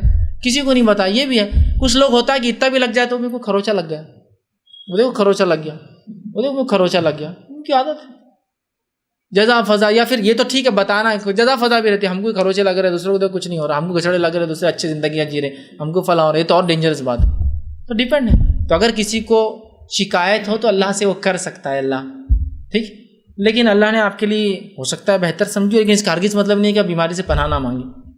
پناہ بھی مانگی, دعا بھی کیجیے اللہ سے بیماری کی دور کرنے کی, لیکن غیر شرعی شکایت مت کیجیے. بس یہ کہوں گا, شریعت کے دائرے میں جو شکایتیں ہو سکتی ہیں وہ کر سکتے ہیں آپ. شریعت کے دائرے کے باہر والی شکایتیں آپ مت کیجیے, اس لیے کہ بیماریاں ایسی ہے کہ آپ کہتے ہیں میری سب سے بڑی, تو اس سے بڑی بیماری کسی اور کو بھی ہے. لیکن دیکھیے وہ جزا فضا نہیں کر رہا, اپنی زندگی گزار رہا, تو بہرحال یہ ڈیپینڈ ہے. اگر غیر شرعی نہیں ہے تو اس میں کوئی حرج نہیں, لیکن اگر غیر شرعی ہو تو پھر آپ احتیاط کیجیے, اس لیے کہ اللہ اس سے ناراض نہیں. یہ آزمائش ہے, اور آزمائش میں آپ کیا ہو رہے, کھڑے نہیں اتر رہے, اور اللہ نے اس بات کا اعلان. اور بہت سے لوگ یہ کہتے ہیں یار ہم میں طاقت نہیں برداشت کی, اللہ پھر بھی دے رہا ہے, جبکہ اللہ نے اس بات کا اعلان کر دیا, لا یکلف اللہ نفسا الا وسعها. اللہ کسی نفس کو اس کے طاقت سے زیادہ نہیں آزماتا ہے. ٹھیک ہے, تو بہرحال اس چیز کو ہم سمجھیں. بہرحال کچھ ایک آخری سوال لے کر, بہرحال کچھ اور سوال ایک دو تھے خواتین سے. شیخ میرا میت کے تعلق سے سوال ہے, اگر کسی کی میت ہو جائے تو اس کے گھر کے افراد جو آؤٹ آف اسٹیشن ہوتے ہیں یا آؤٹ آف کنٹری ہوتے ہیں, تو ان کے آنے تک جو میت ہوتی ہے اس کو تدفین نہیں کیا جاتا, تو یہ کہاں تک درست ہے؟ بہرحال دیکھیے بھائی نے سوال کیا کہ جو لوگ انتقال ہو جاتے ہیں, لوگ انتظار کرتے کسی کے آنے کا دوسرے شہر سے تاکہ میت میں شامل ہو. اس کی تفصیلات تو انشاءاللہ اگلے میں آئیں گی, چونکہ وہ میت پہ میں پورا تفصیل لوں گا. لیکن بہرحال نزدیک ہو تو آنے میں کوئی حرج نہیں, لیکن اگر بہت دور سے آ رہے اس کے لیے میت کو خامخواہ انتظار کرانا پڑے اور ہزاروں یا سووں لوگ ان کے لیے ٹائم ویسٹ کر رہے ہیں, شرعی اعتبار سے میں سمجھتا ہوں کوئی ریزن نہیں ہے, لے جا کے تدفین کر دینا سب سے اصل ہے. اس لیے کہ جو جس کی امانت تھی پہنچ جائے زیادہ اچھا بنسبت آپ خامخواہ دوسروں کے لیے اسے اٹھا کر رکھیں. غیر مسلم کی میت میں جانا جائز ہے یا نہیں ہے؟ بھائی نے ایک سوال کیا, کیا غیر مسلم کی میت میں جا سکتے ہیں؟ تو دیکھیے غیر مسلم کی میت میں اور تعلقات بنے رہیں گے, ٹھیک. تو میں سمجھتا ہوں اس کے غم میں شامل ہونا اور اس کی خوشیوں میں شامل ہونے میں شریعت ہم کو کوئی اس میں روکنے لگاتی ہے, اور کوئی اس کے اندر انشاءاللہ عزیز آڑ نہیں ہے. لیکن مقصد یہ نہیں کہ آپ جا کر ووٹ بینک اور یہ اور فائدہ اور کارپوریشن کا الیکشن اور اس سے یہ فائدہ ہوں گا, وہ مالدار ہے, وہ سب نہیں, بلکہ اللہ کے لیے کہ اللہ اس سے انہیں سمجھ میں آئے گا کہ مسلمان بھی جو ہے غم میں غم زدہ ہوتے ہیں, لوگوں کی خوشی میں خوش ہوتے ہیں, تو لہٰذا جانے میں انشاءاللہ کوئی حرج نہیں. السلام علیکم. موت اگر معلوم پڑ گئی کہ یہ انسان کی موت ہونے والی ہے تو کیا اس کی توبہ ہوں گی؟ جیسے فرعون کا آتا ہے کہ اس کے موت کے وقت کلمہ پڑا تھا, تو یہ اس کے بارے میں. میں نے ایک سوال کیا, کیا موت کا وقت قریب آ گیا کسی کو پتہ اور وہ توبہ کرے تو کیا قبول ہوں گی؟ تو اگر وہ نزع کی حالت میں چلے جائے تو توبہ قبول نہیں ہوگی. اگر کوئی انسان نزع سمجھتے ہیں آپ؟ نزع مطلب اس کی موت کا وقت آ گیا ہے اور اس نے فرشتوں کو دیکھ لیا اور اس پہ غائب ظاہر ہونا شروع ہو چکا ہے. نزع کی حالت میں توبہ قبول نہیں ہوتی ہے. اس کے علاوہ اگر ہوں گا تو قبول ہو جائیں گے انشاءاللہ. کس کی ہوتی کس کی نہیں ہوتی وہ اللہ ہی جانتا ہے. لیکن نزع سکرات جس کو بولتے ہیں عام زبان میں عربی میں, اس حالت میں جانے کے بعد توبہ قبول نہیں ہوتی. اس سے پہلے تو فرعون نے جو توبہ کی وہ سکرات میں تھی, وہ غائب کو دیکھ چکا تھا, فرشتے دکھ رہے تھے اس کو, ٹھیک. لیکن اس سے پہلے اگر کوئی کرتا ہے تو انشاءاللہ عزیز اللہ تعالیٰ اس کی توبہ قبول کرتا ہے اگر وہ کرتا ہے. کسی نے ایک سوال کیا تھا, بہرحال پہلا سوال یہ تھا کہ شوہر کے دل میں محبت پیدا ہو اس کے لیے کیا کوئی دعا قرآن و حدیث سے ثابت ہے؟ اگر ہے تو پلیز بتائیے, ٹھیک. تو بہرحال سب سے پہلی چیز تو دیکھیے شوہر سے محبت کے لیے دعا کا کیا ہے؟ نکاح کا معنی ہی محبت اور اعتماد, اسی دو چیزوں پر یہ نکاح کا رشتہ ٹکتا ہے, محبت اور اعتماد, ٹھیک. تو ظاہر سی بات ہے شوہر, ہاں الگ بات ہے کچھ لوگ محبت کا اظہار نہیں کرتے, کچھ لوگ محبت کا اظہار کرتے. تو اگر آپ چاہ رہے ہوں گے کہ شوہر محبت کا اظہار کرے تو وہ ایک الگ شکل ہے, لیکن ظاہر سی بات ہے محبت کرتا ہے اس لیے تو نکاح کیا, ٹھیک. اگر اولاد ہوں گی تو ظاہر سی محبت کرتا ہے تو اولاد اس کی علامت ہے, یہ سب چیزیں. لیکن بہت سے شوہر بتاتے نہیں اپنی محبت کو یا اظہار نہیں کرتے. تو اظہار کیسے کروانا ہے عورتیں بہتر میں سمجھتا ہوں زیادہ جانتی ہیں. کوئی لوگ اظہار نہیں کرتے تو پوچھ کے اظہار کروائیے. یہ اچھا لگا کیا, یہ پسند آیا کیا, یہ پسند آتا کیا, یہ اچھا پوچھ کے کرائیے. جب تھوڑے دن ہو جائیں گے جیسے آپ کو دیکھیں گے تو پہلے بول دیں گے یہ اچھا لگ رہا, آپ اچھے لگ رہے, آپ فلاں ہو رہا, چونکہ آپ نے ان کو عادت ڈال دی بولنے کی. اظہار نہیں کر رہے تو کروائیے آپ, سمپل ہے اتنا ہی. پوچھیے, پھر وہ تھوڑے دن بعد بولیں گے یار بیوی پوچھے اس سے پہلے اپن بول دینا زیادہ اچھا ہے. سمجھ رہے آپ؟ تو یہ بہرحال ایک الگ چیز ہے, ٹھیک ہے. لیکن اگر وہ نفرت کرتے دل سے تو ظاہر سی آپ کو نکاح میں کیوں رکھیں گے, پھر کوئی وجہ نہیں. تو محبت کرتے ہیں تبھی وہ ہو سکتا ہے ظاہر نہیں کرتے ہیں کہ الگ چیز ہے, ٹھیک. اسی طرح ایک سوال تھا کہ اگر بیوی الگ ہونا چاہے گھر سے تو وہ الگ ہو جا سکتی ہے, جیسا میں نے کہا, تو اس کے لیے جائز ہے. تو شوہر اسے دوسرے گھر میں لے کر رہ سکتا ہے, تو کیا میرے لیے الگ ہونا, سپریٹ ہونا کی دعا مانگنا جائز ہوگا؟ دیکھیے سپریٹ ہونے کی دعا مانگنا تو جائز نہیں ہوگا. آپ یہ دعا کیجئے کہ اللہ ان والدین کے ساتھ میرا شوہر رہ کے اس کی خدمت کرتا رہے, ہم کو ایسا موقع دے. اور اگر کوئی تکلیف ہے تو یہ دعا کیجئے اللہ اس تکلیف کو دور کرے. اس سے سپریٹ ہونے کی دعا سے اچھا یہ دعا ہوگی. کہ اگر ایک بار شوہر آپ کے والدین سے دور ہو جائیں گا اس کے, تو ان کے حق ادا کرنے کے لیے کیا آپ الگ سے ٹائم دیں گے اس کو جانے کے لیے اپنے والدین کے پاس؟ آپ بولیں گے مجھے ہی ٹائم نہیں دیتے, آپ وہاں کیا دیں گے؟ آفس سے آنے کے بعد مجھے ہی ٹائم نہیں ملتا تو آپ وہاں کیا دیں گے؟ اب جب آپ کو ہی ٹائم نہیں ملتا تو کیسا ہوں گے؟ جب دو گھر میں ہوں گے تو والدین کو کب اپنی خدمت کا موقع ملے گا اور کب آپ کے پاس رہیں گا؟ بتائیے. تو کیوں محروم کرنا چاہتے ہیں آپ اس کو والدین کی خدمت سے؟ تو ایسا کیجیے آپ کہ یہ دعا کیجیے اللہ کی اگر مجھے تکلیف ہے تو میری تکلیف کو دور کر دے, کہ میرے ساس سسر یا کسی سے تکلیف ہے یا اس گھر میں تو تکلیف دور کر دے, تاکہ میں یہاں ان کے ساتھ ہی رہوں. چونکہ الگ ہونے کی دعا سے اچھا ہے ان کے اس کی. اور اللہ اگر اس سے کوئی بہتر راستہ ہوگا تو اس راستے کو ہمارے لیے آسان کر دے, ختم. یہ دعا کرنا الگ ہونے کی میں سمجھتا ہوں ٹھیک نہیں, اس لیے کہ جب آپ دعا کر کے الگ نکلیں گے تو پھر آپ ملنے والے تھوڑی زندگی میں. جب آپ دعا کر رہے ہیں الگ ہونے کے لیے تو کتنی نفرتیں ہیں, تو ملنے والے تھوڑی آپ زندگی. تو لہٰذا میں یہ کہوں گا دعا اس کی کیجیے کہ اللہ ان کو بدل دے, ان کے دل بدل دے. اور کبھی ہوتا ہے جس چیز کو ہم تکلیف سمجھتے ہیں وہ تکلیف ہوتی بھی نہیں, ہم سمجھتے ہیں نہیں ہماری ساس بار بار ہم کو یہ بولتے وہ بولتے ایسا بولتے ایسا بولتے. یہ تو بھرا ان کی نصیحتیں سمجھ کے آپ لیجیے نا, کیا ہوتا ہے. نہیں اتنا اچھا کرنے کے بعد بھی وہ خراب بولتے, ٹھیک ہے یہ نصیحت ہے. آپ سب کچھ اچھا کرنے کے بعد بھی اسکول کا پرنسپل بولتا آپ نے کچھ نہیں کیا, تو جب تو آپ سن لیتے نہیں پرنسپل صاحب بول رہے نا ہم کو اپڈیٹ کرنا پڑے گا. ساس آپ نے سب کچھ اچھا بنایا, ساس پھر بھی بول رہی خراب ہے, ساس چاہ رہی آپ اور اپڈیٹ کیجیے, سمپل. وہاں کیوں نہیں آپ نصیحت کے طور پہ لیتے ہیں, وہاں نہیں کیوں آپ سبق کے طور پہ لیتے ہیں, وہاں کیوں نہیں آپ ایک ایسی چیز کے طور پہ لیتے ہیں کہ جس سے انسان کو فائدہ ہو. وہاں جھگڑے کا معاملہ رہتا ہے, باقی دنیا کی ہر چیز میں آپ نصیحت سمجھتے لوگوں کی. سمجھ رہے ہیں بات؟ تو بہرحال اس کو وہ کیجیے. لیکن چونکہ میں آپ کی حالت نہیں جانتا ہوں لہٰذا اس دعا کے لیے تو میں نہیں کہہ سکتا ہوں. اس کے برعکس دعا کیجیے کہ اللہ ساتھ رہ کر محبت انسیت الفت ڈال دے, یا اگر تکلیف ہے میرے لیے ممکن نہ ہو تو کوئی اچھے راستے نکال. اللہ بہتر جانتا ہے کہ کیا راستے نکالنا ہے, کیا کرنا ہے اور کیا نہیں کرنا ہے. انشاءاللہ العزیز اسی بات ختم کریں گے. اگلے اتوار انشاءاللہ العزیز اسی کی اگلی سیریز اور کڑی ہم لیں گے. وآخر دعوانا الحمدللہ رب العالمین. سبحان ربک رب العزۃ عما یصفون وسلام علی المرسلین والحمد للہ رب العالمین.